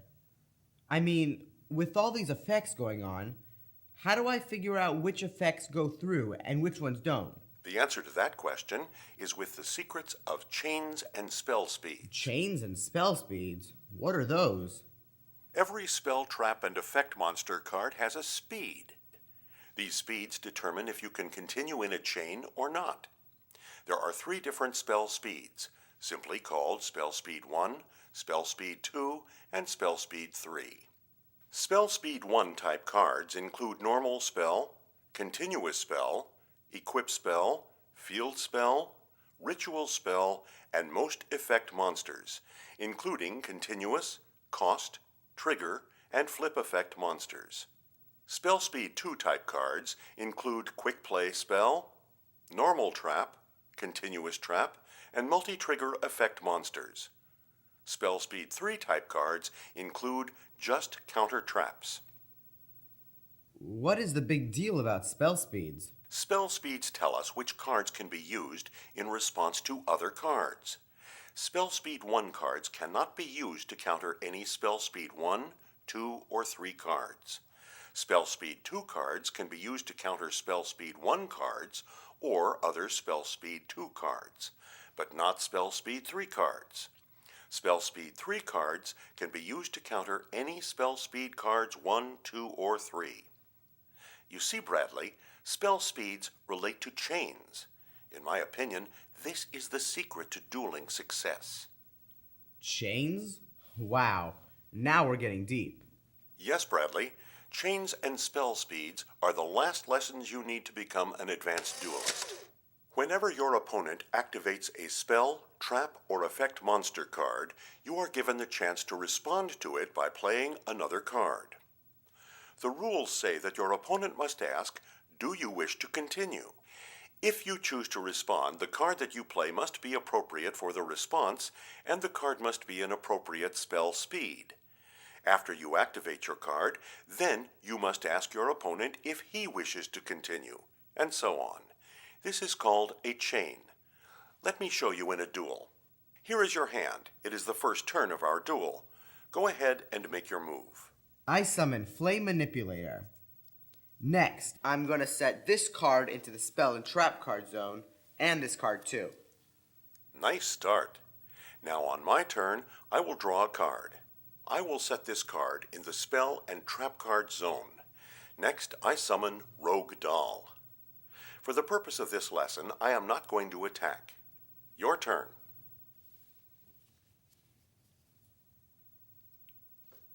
I summon Gearfried the Iron Knight.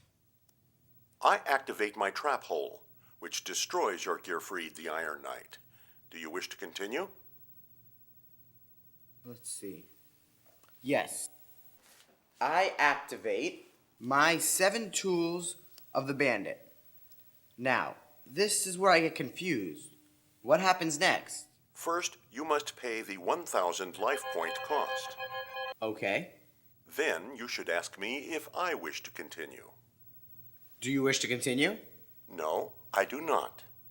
This is a chain. I activated Trap Hole after your summon. Trap Hole is a Spell Speed 2 card because it is a normal trap card. In response to the activation of Trap Hole, you activated 7 Tools of the Bandit, which is a Spell Speed 3 card because it is a counter trap card. In this case, our chain has only 2 links, or 2 cards. To resolve a chain, we apply the effects in the opposite order in which the cards were activated. So the first effect that we will resolve is 7 Tools of the Bandit. Its effect is to negate the activation of a trap card and destroy it. Its target is Trap Hole.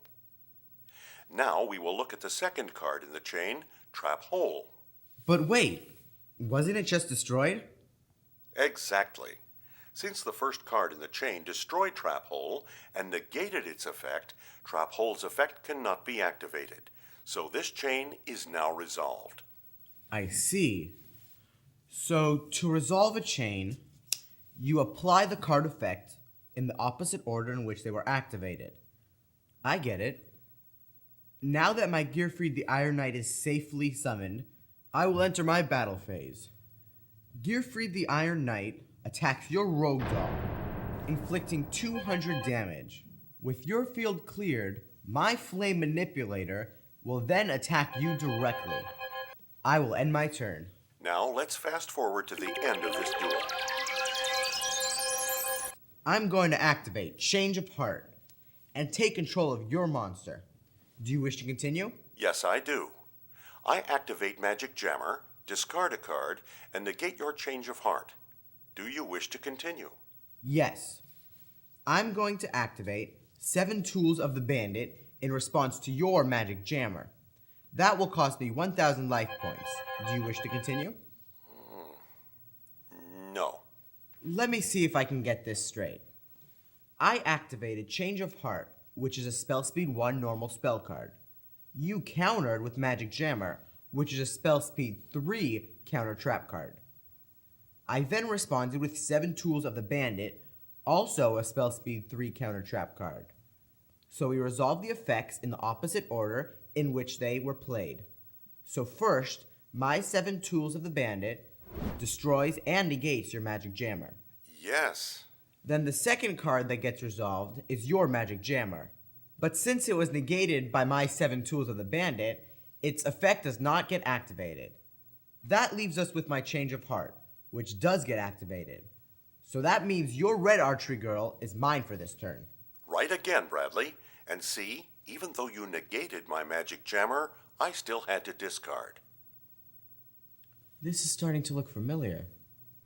I play Change of Heart and take control of your Blue Eyes White Dragon. That means your Blue Eyes is mine for this turn, right? Right? My Blue Eyes White Dragon and Dark Magician obliterate your life points directly, and bam, that's game. You have 0 points. Well, that's the way I planned it. You just learned that in this game, any single move can turn the tables just like that. Now I activate Mystical Space Typhoon and destroy your face down card. Do you wish to continue? Yes, I do. I activate Wabaku. Wait, you can't. I just destroyed it. No, you didn't. You activated a card that can destroy it, but I get to respond. You remember the whole "do you wish to continue" thing, right? Oh, I see. Since your Wabaku is a Spell Speed 2 trap card, you can chain it against my Mystical Space Typhoon, also a Spell Speed 2 card. So when we resolve the effect, you first get Wabaku's effect, but it doesn't do anything to my Mystical Space Typhoon. But then, Mystical Space Typhoon destroys Wabaku. Exactly. But since Wabaku's effect lasts the entire turn, even if Mystical Space Typhoon destroys it, you can't do any battle damage this turn. Oh man, I thought that I had you. These chains are really powerful, but tricky. Yes, indeed they are. So now what? I end my turn. I draw. I summon Misaki the Legendary Swordsman. I enter my battle phase. Misaki the Legendary Swordsman attacks your life points directly. Red Archery Girl also attacks your life points directly. That ends the duel. Wow, you are a real master duelist. You will be a master duelist, Bradley. With this lesson, you are now an advanced duelist. You are 2/3 of the way through your journey to become a master duelist. I hope I can be as good as you someday, but I still don't get it, Professor Duel. How was sending my family and friends to you supposed to help me conquer my opponents? Did you not duel with them after our last visit? Yes, I did. And did they not all become stronger opponents? Yes, very much so. They were tough opponents. And did you not learn with each duel, your skills improving with each and every turn? Ah, yes, I did. So you mean by playing better opponents, I've become better myself? Correct. If you are to be challenged, you must seek out better opponents. You must share your knowledge with them so that as they improve, you improve. Share your knowledge with those around you. Only then will you be on your way to becoming a true master duelist. Now I get it, Professor Duel. Thanks. I hope your journey does not end here, Bradley. To become a true master duelist, there is much more to learn. Come back and visit me here soon, or you can visit me at any time at my schoolofduel.com website. But whatever you do, remember to keep learning, to always be a good sport, to have a handshake before each duel, and to conduct yourself so that at the end, win or lose, you've earned another one. Special thanks to Ghostmasters, the best and most authoritative Yu-Gi-Oh! Magazines. Pick one up wherever magazines are sold.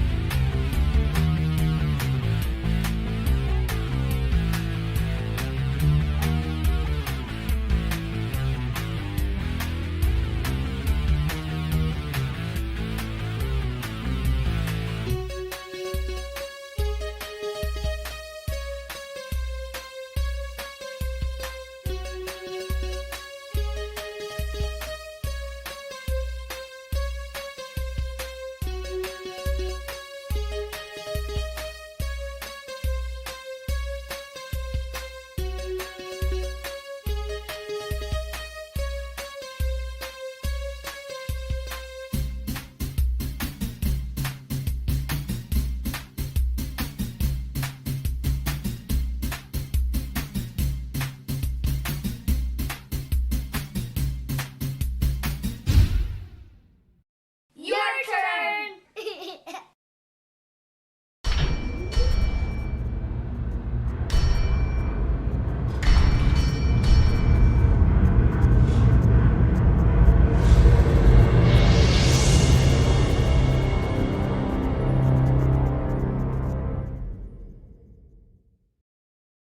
Your turn!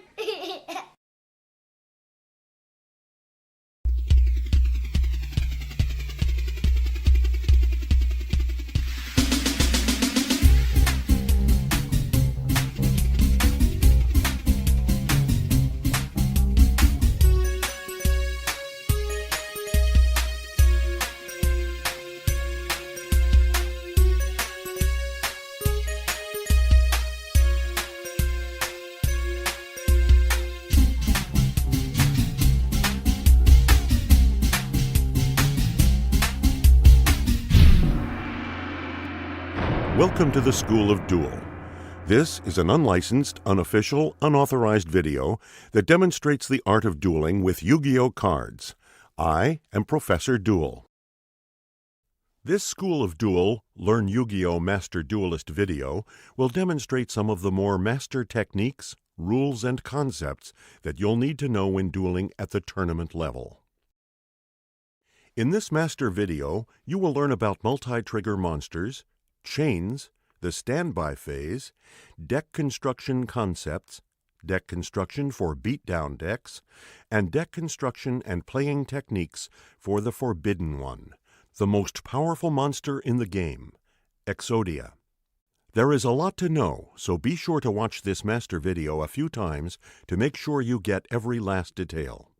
And if there is something on the screen you want to study more carefully, such as card text or a field layout, go ahead and pause the video as often as you like. This is a master-level program, so you should already have a basic understanding of how to duel according to the rules.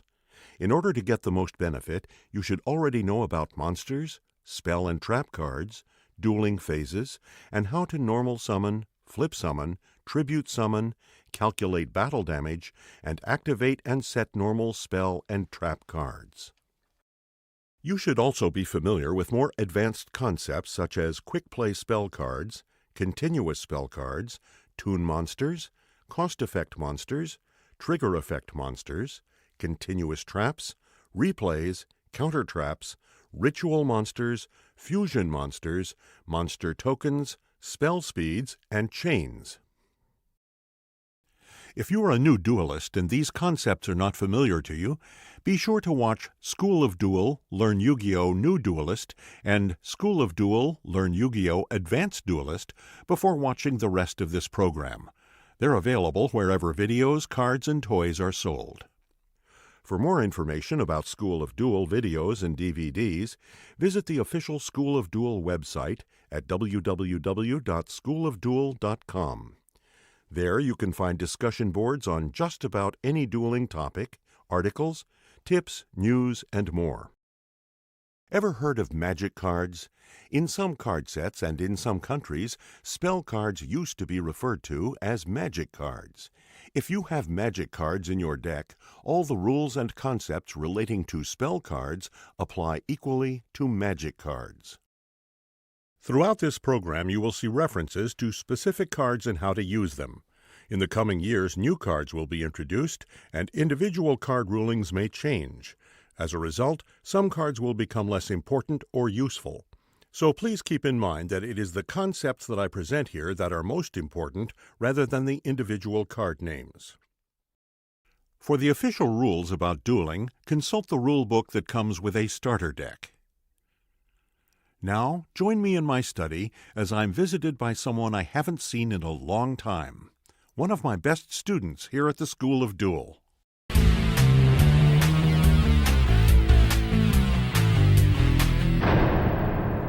Hi, I'm sorry it's been so long, Professor Duel. No, too weak. Hey, Professor Duel! No, too casual. I'm back! No, definitely not. If only I hadn't stopped my training so long ago. If only I listened to the professor and...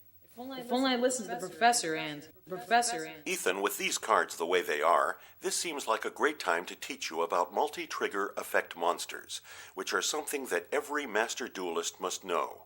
Do you think you're ready to learn this lesson? Yes, Professor Duel. Okay, let's review where we are.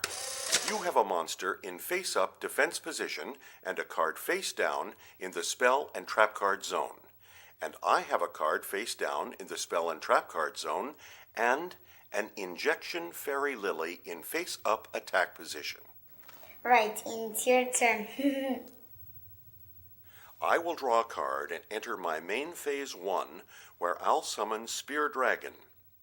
This monster is pretty interesting because when it attacks a monster in defense position, it does damage equal to the difference between its 1900 ATK and your monster's DEF.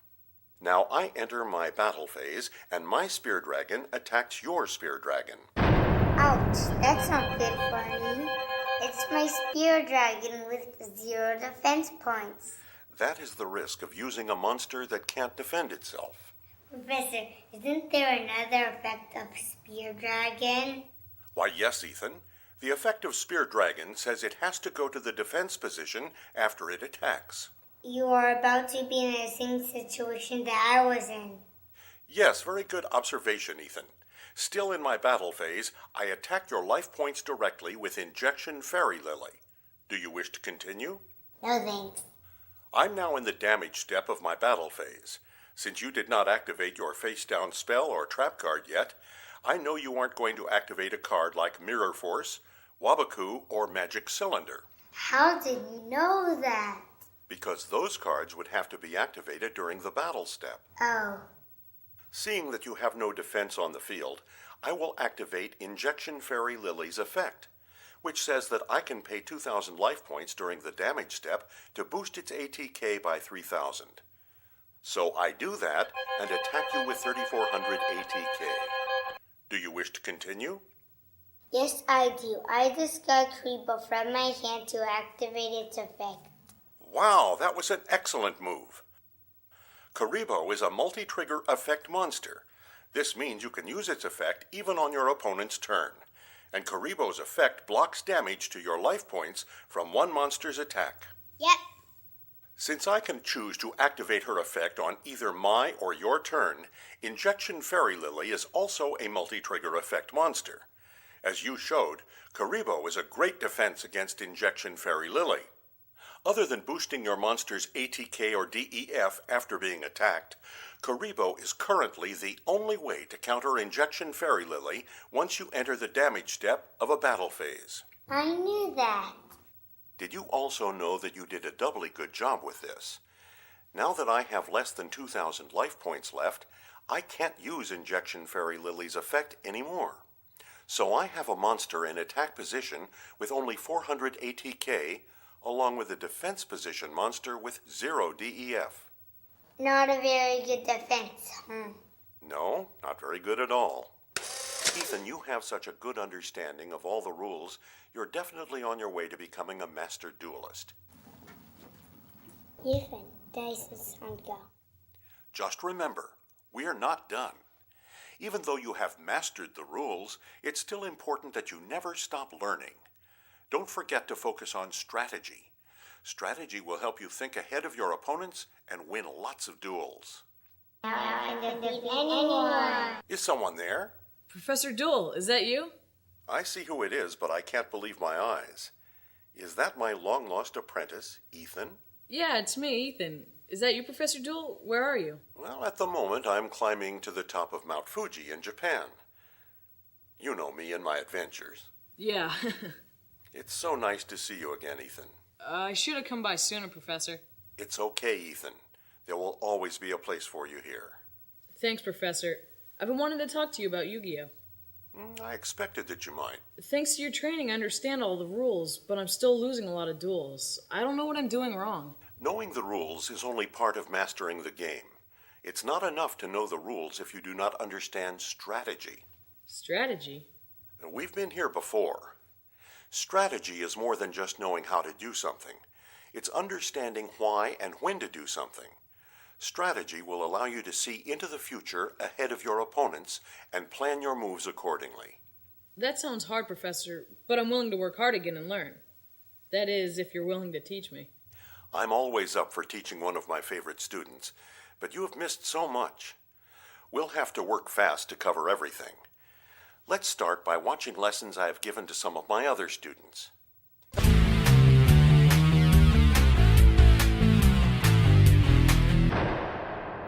Hello, Alex. Are you ready for today's lesson? I'm always up for a challenge, Professor Duel. I'm most excited about learning strategy.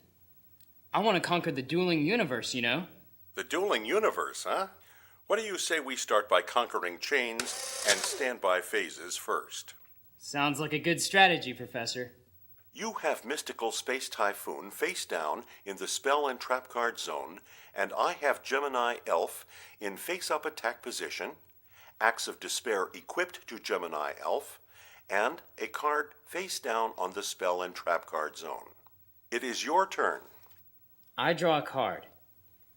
In my main phase 1, I activate Mystical Space Typhoon and destroy your face down card in your spell and trap card zone. Do you wish to continue? Most certainly. I activate Imperial Order in response and chain to your Mystical Space Typhoon. Do you wish to continue? No. Okay then. We resolve the chain from the top down, so my Imperial Order negates the activation and effect of spell cards. Your Mystical Space Typhoon is negated, and its effect doesn't go through. So my Imperial Order is safe. Plus, now that I have Imperial Order on the field, neither of us can activate any spell cards, which means that you can't use that change of heart in your hand which you are about to play. I will just end my turn. I draw. Then, in my standby phase, I choose not to pay for Imperial Order, so it gets destroyed and goes to the graveyard. What do you mean? Can you just choose not to pay the cost? Yes, let me explain. The standby phase happens every turn right after the draw phase. Some continuous spell and trap cards have an effect that occurs in the standby phase. When the action on the card is a cost like 700 life points for Imperial Order, a duelist may elect not to pay it, and then the card is destroyed. Also, quick play spell and trap cards may be activated during this phase. I see. So because you are not going to pay the 700 life point cost during the standby phase, your Imperial Order goes to the graveyard. Exactly. In my battle phase, my Gemini elf attacks your life points directly. Do you have anything to defend yourself with? No. The attack goes through and the duel is over. Good game. That's one crazy trap card, Professor. I think so too. Let me make a few more comments about spell speeds and chains. Spell speeds tell us which cards can be used in response to other cards. Spell speed 1 cards cannot be used to counter any spell speed 1, 2, or 3 cards. Spell speed 2 cards can be used to counter spell speed 1 cards or other spell speed 2 cards, but not spell speed 3 cards.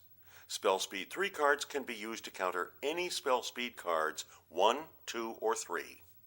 Back on the first turn, you played Mystical Space Typhoon on my face-down spell or trap card. In many cases, this would have been a very good move. If that face-down card were a different card like Magic Jammer, 7 Tools of the Bandit, or Mirror Force, your Mystical Space Typhoon would have destroyed that card. In the case of Magic Jammer, it would not have been worth the cost effect. 7 Tools is a counter trap card that can only be activated in response to another trap card, and Mirror Force can only be activated in response to an attack. But since it was Imperial Order, Mystical Space Typhoon was negated. Also, you couldn't play your Change of Heart because Imperial Order is a continuous trap card and stayed on the field. But let's look at what would have happened if you had played Change of Heart first. I would have activated Imperial Order. Then you would have activated Mystical Space Typhoon. In this case, your Mystical Space Typhoon would destroy my Imperial Order, thereby allowing your Change of Heart to go through, and you would have won the duel. In summary, depending on which card I had face down, playing the right card first, or maybe the right card last, could win you the duel. This is where strategy comes into play. Thanks, Professor Duel. These spell speeds and chains are the best discovery I've made yet. Well, it certainly beats the discovery of your peanut butter and earthworm sandwich that you love so much.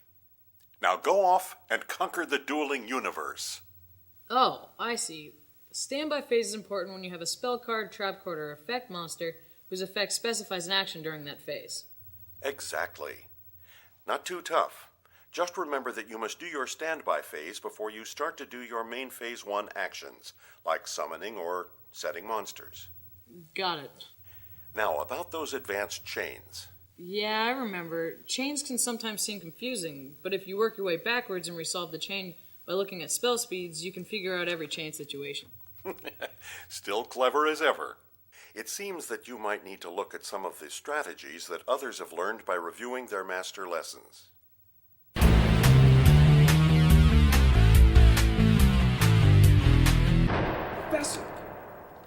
Professor Duel! You just gotta help me. Please, sir, put me down at once. I'm starting to get nauseous. Sorry about that. It's just, I've been going crazy with all these cards all around my house, and my daughter still says her deck isn't good enough. I just don't know how to help her. What cards does she have? She has 5 Monster Reborn, 3 Genzos, maybe 3 or 4 Summon Skull, a few dragons with blue eyes, and let me check. My word. Does she keep all her cards in that? Some of them look bent and out of shape. She should take care of those cards. She'll want some of these cards in her deck and some to put away for her collection. Well, this whole thing is her deck. And wait, that's her deck? There must be at least 300 cards there. Yeah, 342 to be exact. She just tosses the box of cards in the air and starts picking them up. That's how she shuffles them. My dear sir, maybe it's time that I teach you about basic deck construction. Oh, I can do that. I can usually build a tower, about so high. No. Let me explain. A deck shouldn't be too big, but a deck must have at least 40 cards. not counting the cards in your fusion deck or side deck. Most good duelists try to keep it around that 40-card mark. If you have too many, you will usually not draw the cards you need at the time that you need them. 40? Ha, that's easy. She's got 40 cards. No, Matthew, it doesn't quite work out that way. A good rule to go by is to have a 1-to-1 ratio of monster cards to spell and trap cards. So, in a 40-card deck, you'd have about 20 monsters and about 20 spells and traps.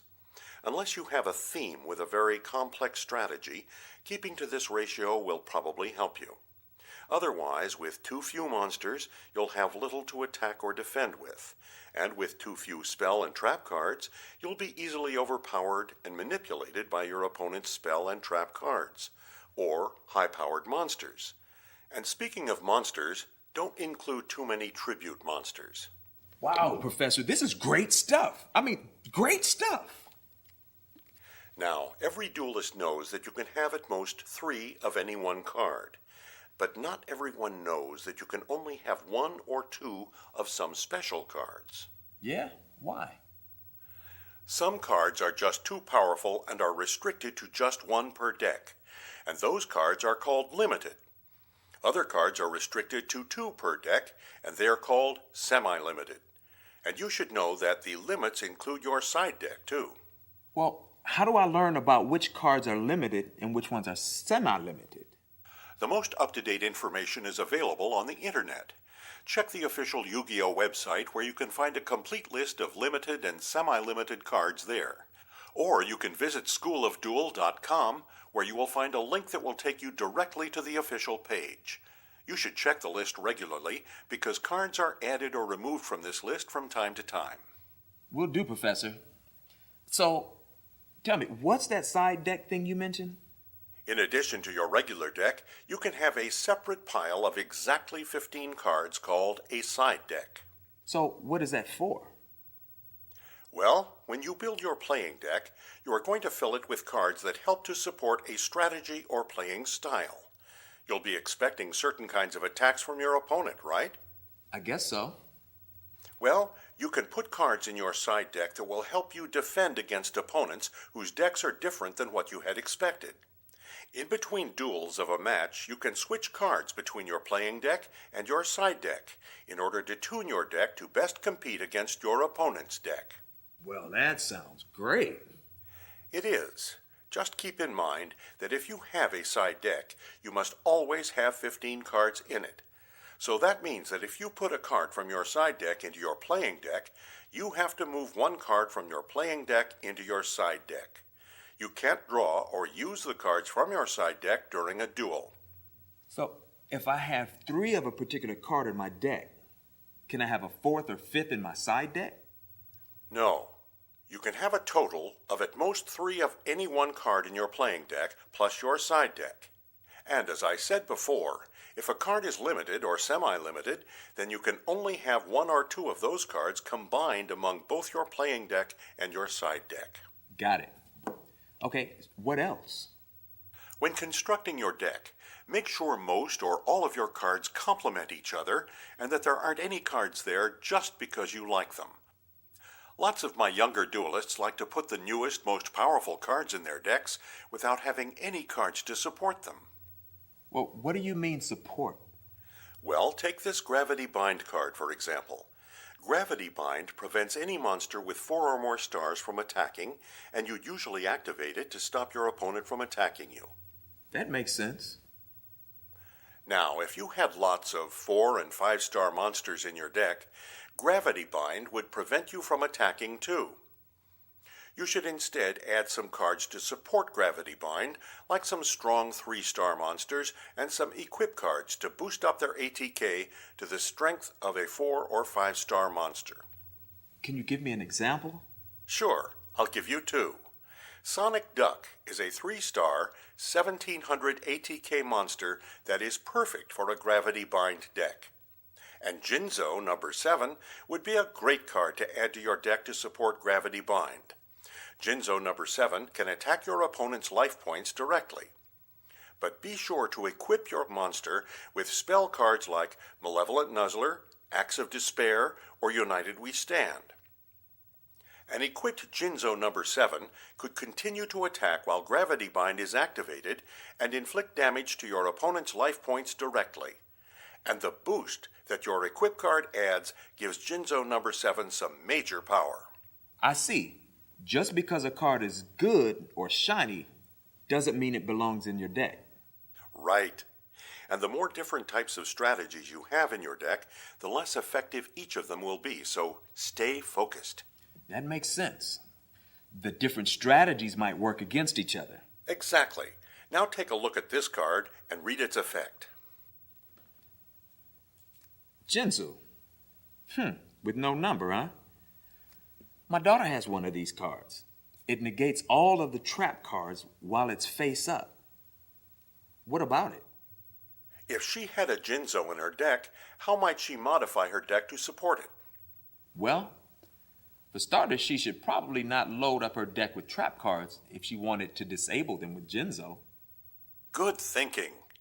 If your strategy depended on lots of trap cards, you'd be stuck for as long as you had Jinzo face up on the field.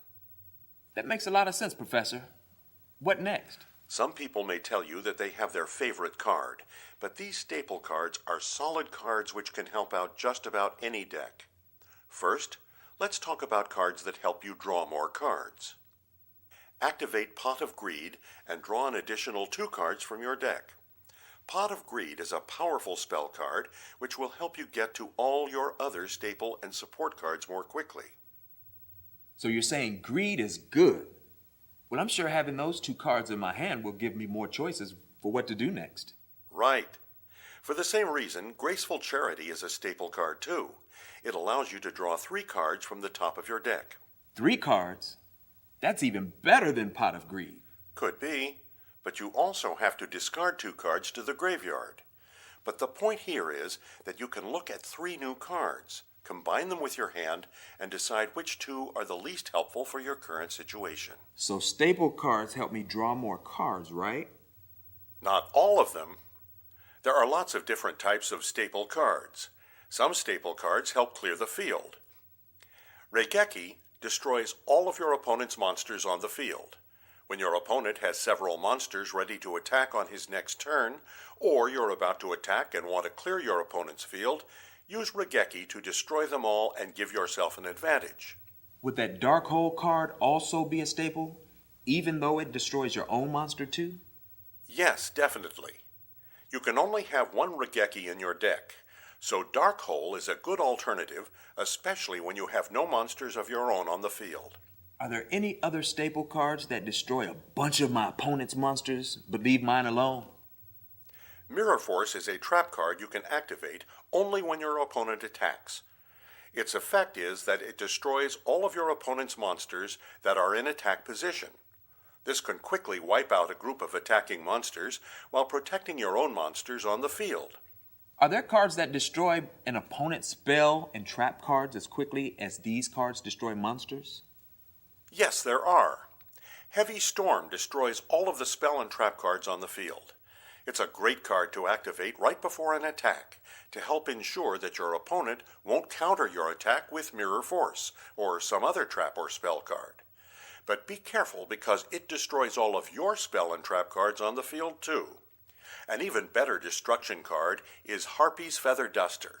It works just like Heavy Storm, except that it does not destroy your spell and trap cards. That sounds great, Professor. I'll be sure and tell her about all of these.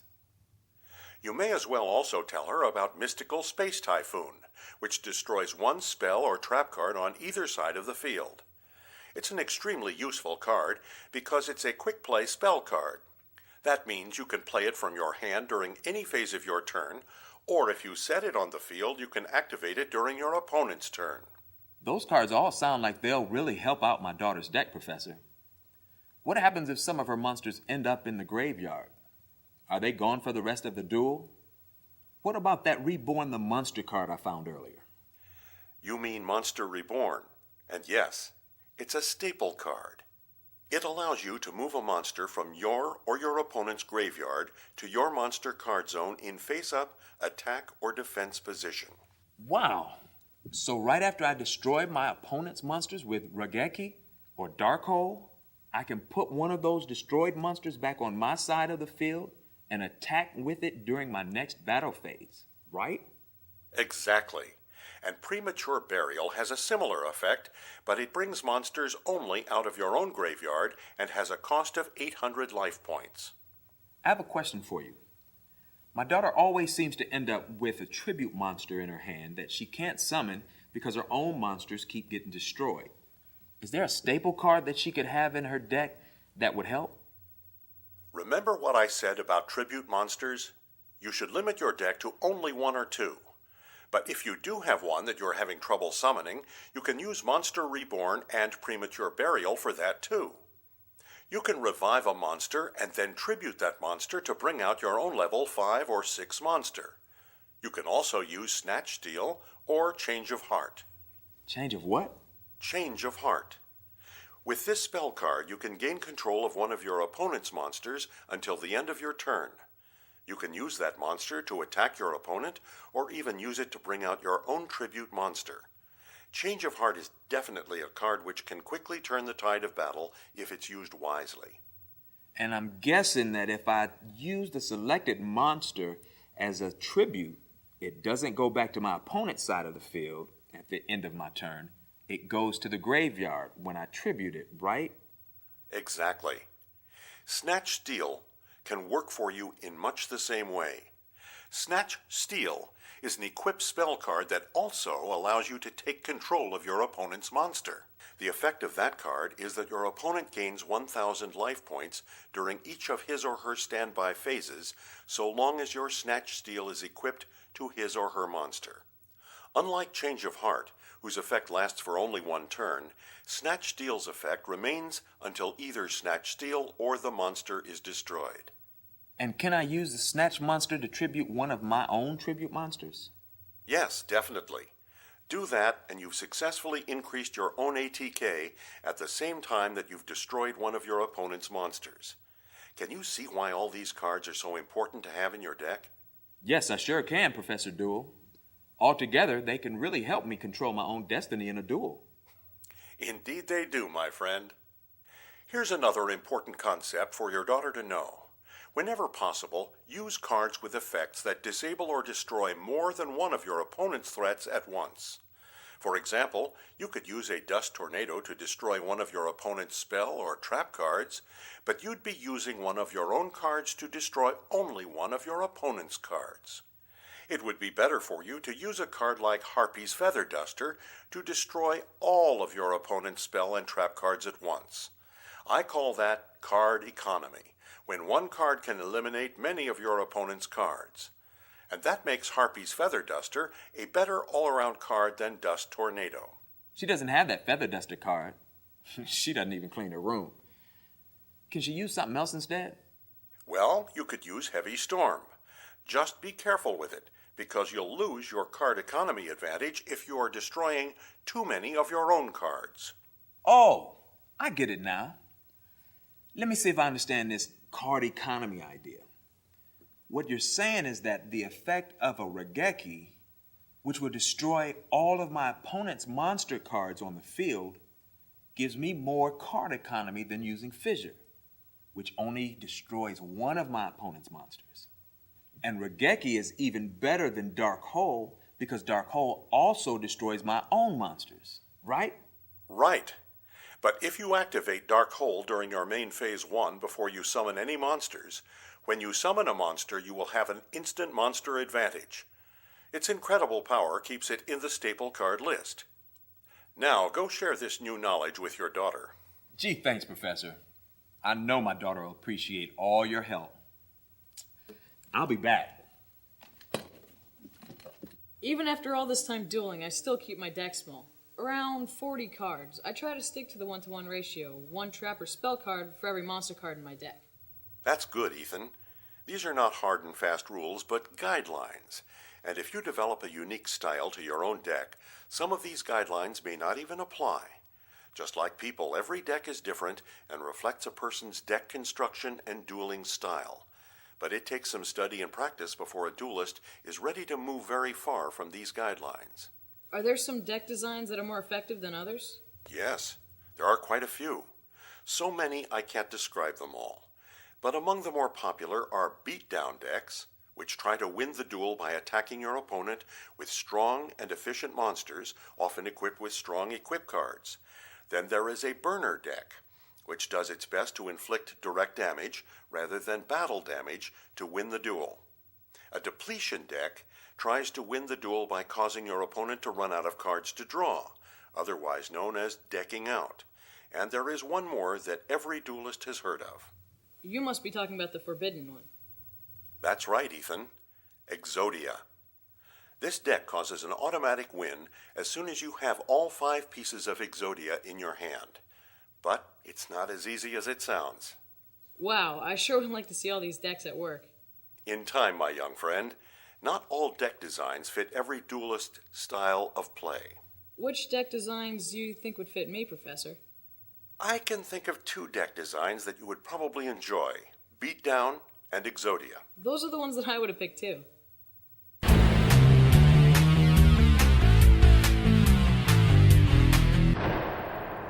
And after I put this card down defense position, I shall end my turn. I'll draw. I enter my main phase 1 and tribute summon Summoned Skull. In my battle phase, I attack your defense position monster with my Summoned Skull. Emily, what's wrong? Nothing, Professor Duel. I appreciate your helping me with my training, but it just doesn't seem like I can win with this deck. Well, Emily, what kind of deck do you want to have? I want to win with style. Yes, that's it. Well-dressed monsters with high ATK. Well, I don't know about well-dressed, but I can certainly help you build a deck to beat your opponents without too much fuss. We call decks that try to overpower your opponent with high ATK beatdown decks. Oh, that sounds absolutely ghastly. I'm not sure I could duel with such a deck among my friends. I assure you, Emily, you'll do just fine. In fact, we'll give your deck a bit of a warrior theme, too. You could choose lots of themes once you see how certain types of cards work well to support each other. Beatdown and warriors? It all sounds so boyish. But I trust you, Professor Duel. To build a beatdown deck, you need to first include most or all of the staple cards. Then we'll decide which monsters will most efficiently defeat your opponent. We'll look at some spell and trap cards that will support your strategy.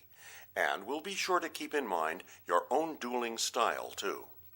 That sounds grand, Professor. I have a bunch of cards here in my purse. Don't bother. I'll show you what you need. First, let's add those staple cards we've already talked about. In a beatdown deck, you'll want to have these cards.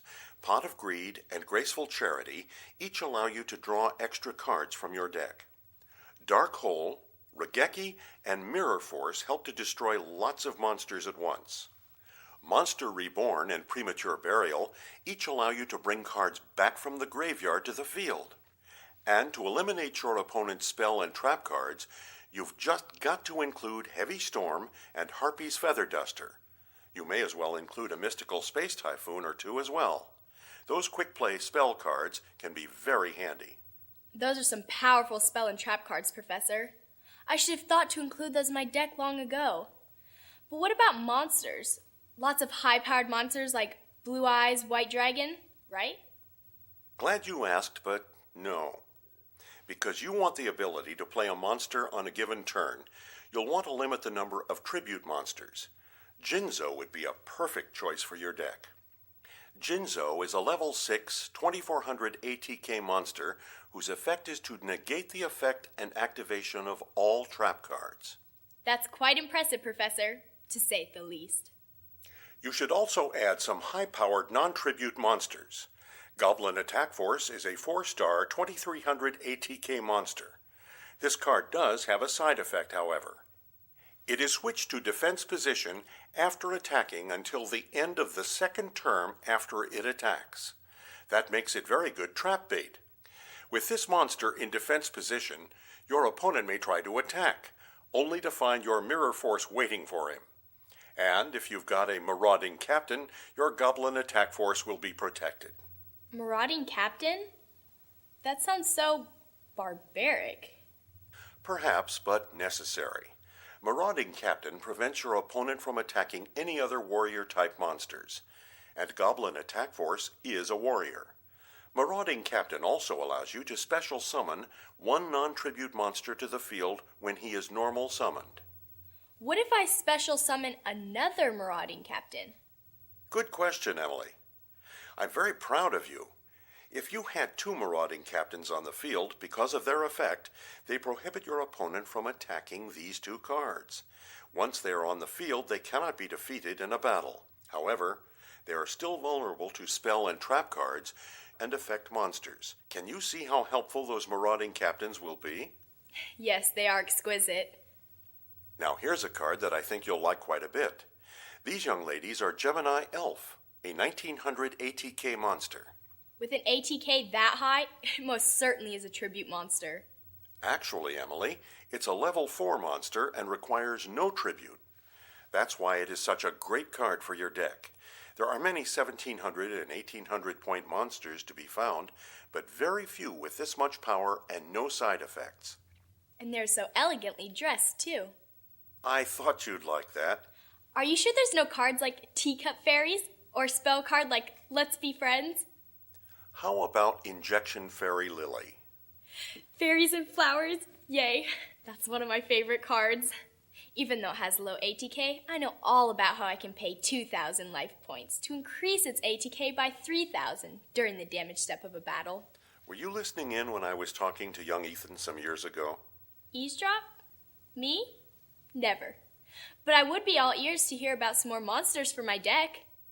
I'd recommend Exiled Force. Its effect is that it can be tributed to destroy one of your opponent's monsters. Oh. It destroys monsters without attacking, like Maneater Bug. Yes, but much better. Actually, Exiled Force has a big advantage over Maneater Bug. Maneater Bug has to be set before it can be flipped, but Exiled Force can be summoned and tributed to destroy a monster during the same turn. Oh, look, it's a warrior-type monster. I remember.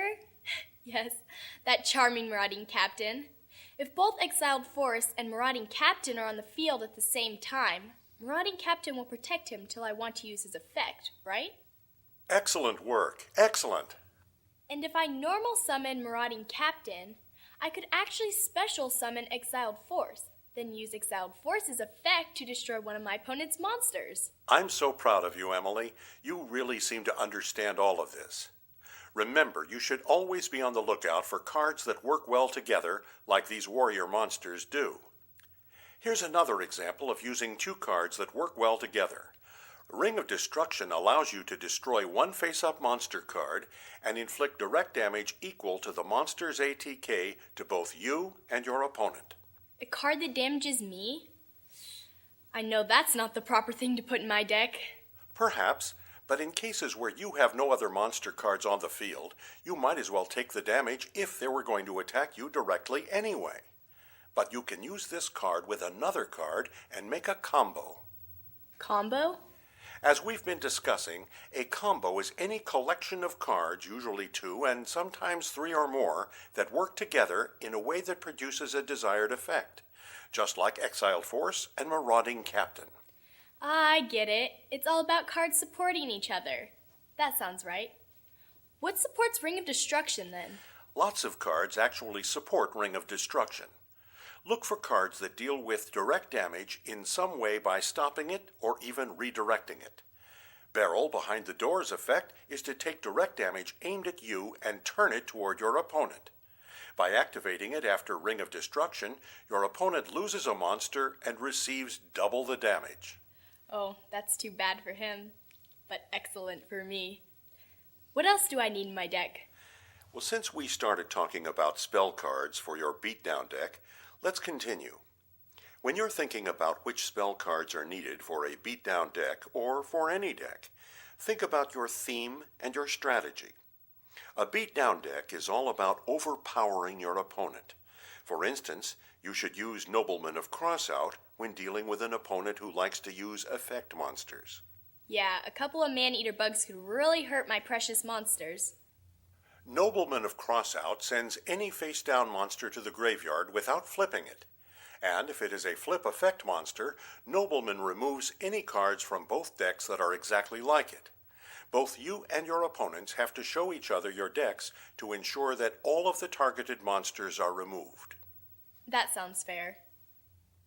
For example, if you happen to target a Magician of Faith with the Nobleman of Crossout, not only does your opponent remove all his Magician of Faith from the deck, but I would have to remove all my Magician of Faith as well? Looks like I will have to be careful when I use this. since you don't use a lot of flip effect monsters in a beatdown deck, you'll have little to worry about. Also, Tribe Infecting Virus will be a good card to put in your deck. It's a fairly weak monster, but it has a very strong effect. You can discard one card from your hand and send a monster type to the graveyard. A monster type?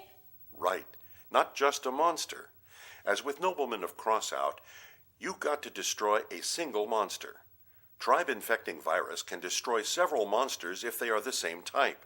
And since it stays on the field, I can use Tribe Infecting Virus effect again and again?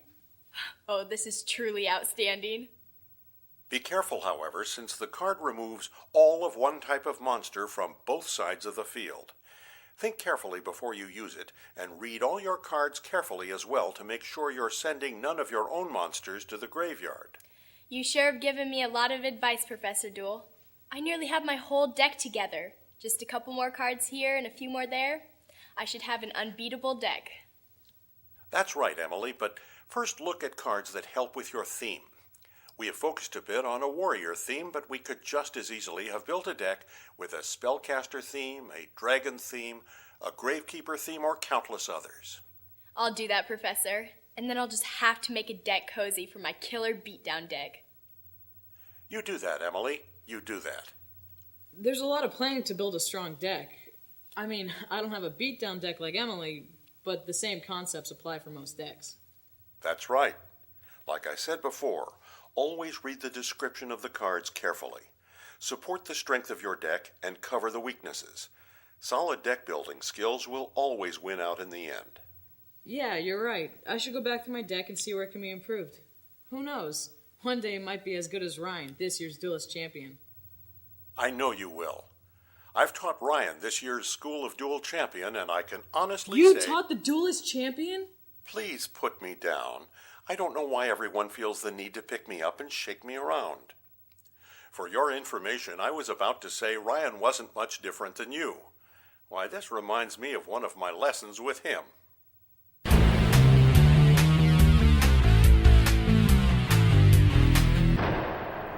Ryan? Oh, Ryan, could I speak with you for a moment? Yeah, just a moment. I've just about solved the equation for turning pudding into gold. Was it gold in the pudding? This is a bit more important than desserts. I want to talk to you about dueling. I hear that you want to leave the School of Duel. Well, sort of. I appreciate everything that you've done for me, Professor Duel. It's just that... Yes, Ryan? Well, it's hard to find people who challenge me anymore. I've beaten everyone here, except you, Professor Duel. But you're always out on an adventure around the world. Could you speak up a little bit, Ryan? These Madagascar lemurs are trying to take my hat. I'm just saying that I need a new challenge in dueling.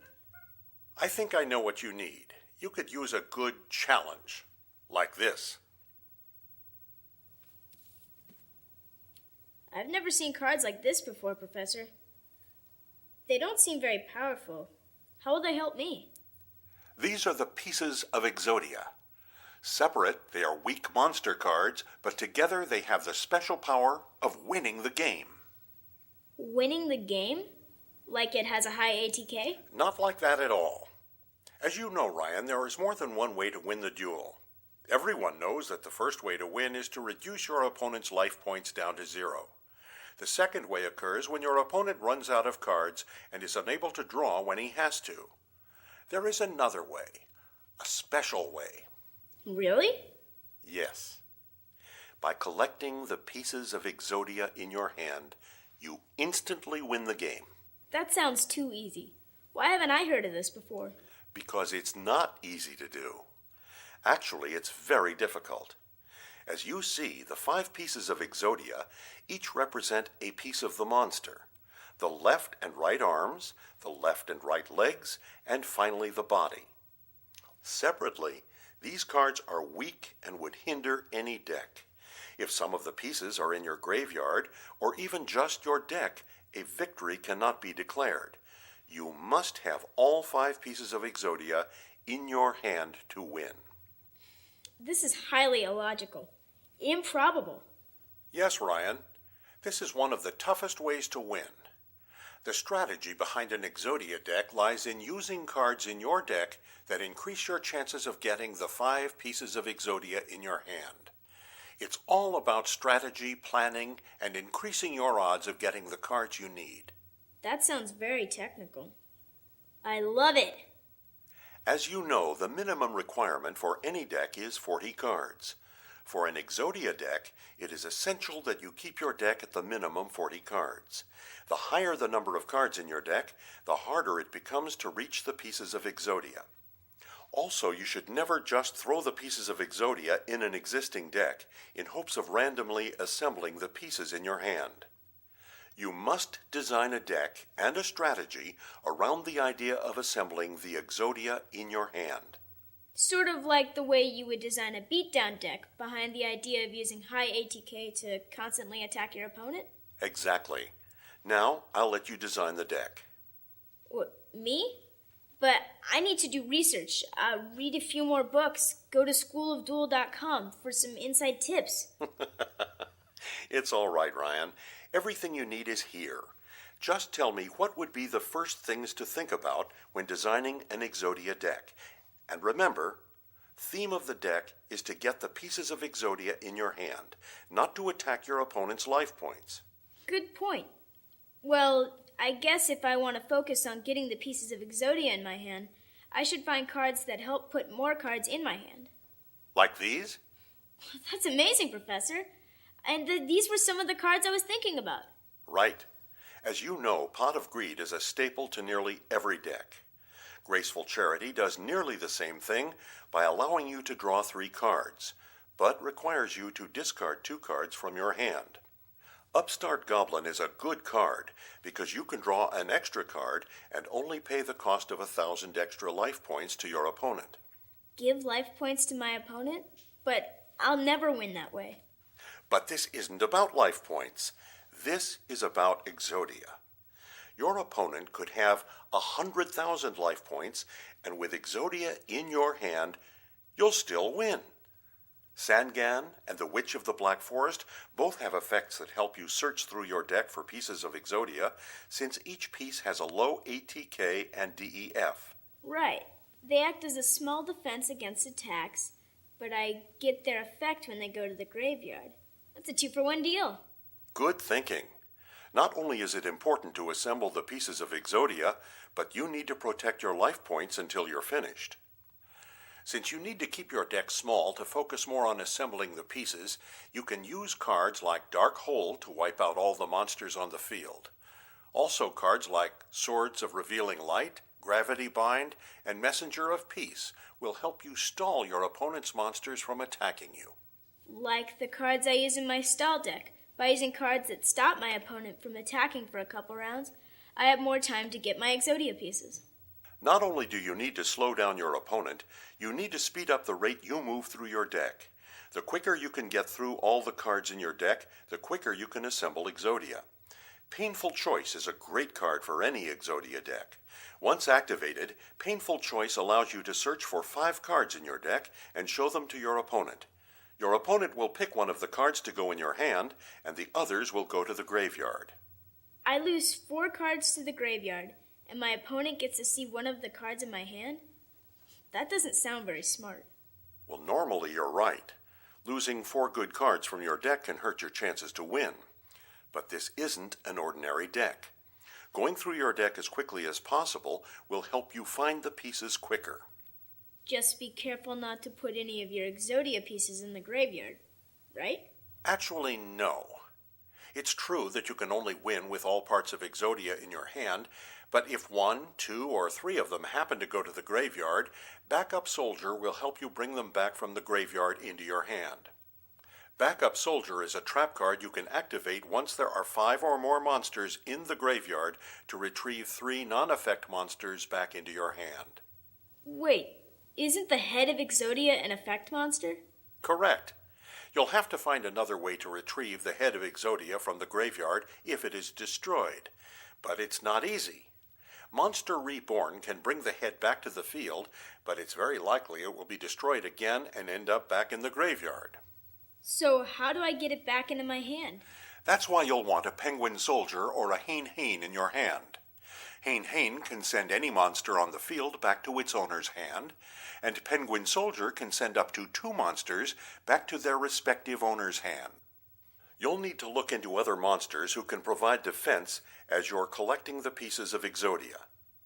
Sinister Serpent is a weak defending card, but its special effect brings the card back to your hand during your next standby phase after it goes to the graveyard. It seems to me that I could also discard Sinister Serpent if I needed to pay a discard cost of some sort, like with Graceful Charity or Magic Jammer. Once it's in the graveyard, Sinister Serpent would still bounce back to my hand during the next standby phase, right? That's right, Ryan. I've noticed that some of these cards are restricted. Some of the cards that you have, like Pot of Greed, Swords of Revealing Light, and Sangan, are restricted to 1 card per deck. Even the pieces of Exodia are restricted so that you can only have 1 of each piece in your deck. There is a way around this, however. Cards like Magician of Faith have the ability of retrieving spell cards from your graveyard so that you can use them again. Magician of Faith has the flip effect of returning 1 of your spell cards from the graveyard and into your hand. Use this with other restricted spell cards like Pot of Greed and Swords of Revealing Light, and it will be like you have 2 of them in your deck. Well, this is great, Professor. I'm sure with my new Exodia deck, no one will be able to beat me. What is this, Professor? This is what I call trouble for an Exodia deck. If your opponent knows you are running an Exodia deck, he or she may use some of these cards to make it very hard for you. Cards that make you discard from your hand or deck straight into your graveyard are a problem when you're trying to keep all the pieces of Exodia in your hand. Exchange is a spell card that requires you and your opponent to look at each other's hand and then select from it 1 card to add to your own hand. Youch! Also, cards like Kaiku the Ghost Destroyer can be damaging to you. Kaiku has 2 effects. First, if it inflicts damage to your life points during an attack, your opponent can remove up to 2 of your monster cards from play. Second, so long as it is face up, you may not remove cards from play. Soul Release is also harmful to an Exodia deck because it allows your opponent to remove up to 5 monster cards from your graveyard from play. Remove from play? Where do they go? The cards are set aside in a separate pile away from the game mat and other decks, but keep an eye on them. There are ways to bring them back into the game. If pieces of Exodia are removed from play, there are only a few cards which can bring them back. Miracle Dig can pull the lost pieces back into play, but only if you have at least 5 total monsters already removed from play. You should add cards like Wabaku and Gravity Bind to help provide a defense. A couple of fake trap cards will go a long way in stopping other cards like Mystical Space Typhoon and Harpy's Feather Duster from destroying any of your own trap cards. Whoa. Exodia sounds like a powerful card combination, and it makes for a powerful deck. But it sure is a lot of information to download. But I think I can remember. All I need to do is ask myself what I want in a deck, and I'll find an answer in researching the cards. That's right, Ryan. You're one of my brightest pupils. I'm sure one day you could win a tournament, or 2, or 12. Thanks, Professor Duel. It's not the winning that's important. It's the challenge of the game. And don't forget, even if you don't have Exodia, being able to control the cards in your hand is very important. I bet it would have been a really good duelist by now if I hadn't stopped training. It takes a great master to realize that there is always more to learn. The game is always changing, and it's not possible to learn something once and be done. You've always been an excellent duelist, Ethan, and now you're on your way to becoming a great master. Thanks, Professor Duel. Professor Duel? Yes, Ethan? Do you think we have time for a duel? I thought you'd never ask. Special thanks to Ghostmasters, the best and most authoritative Yu-Gi-Oh! Magazines. Pick one up wherever magazines are sold.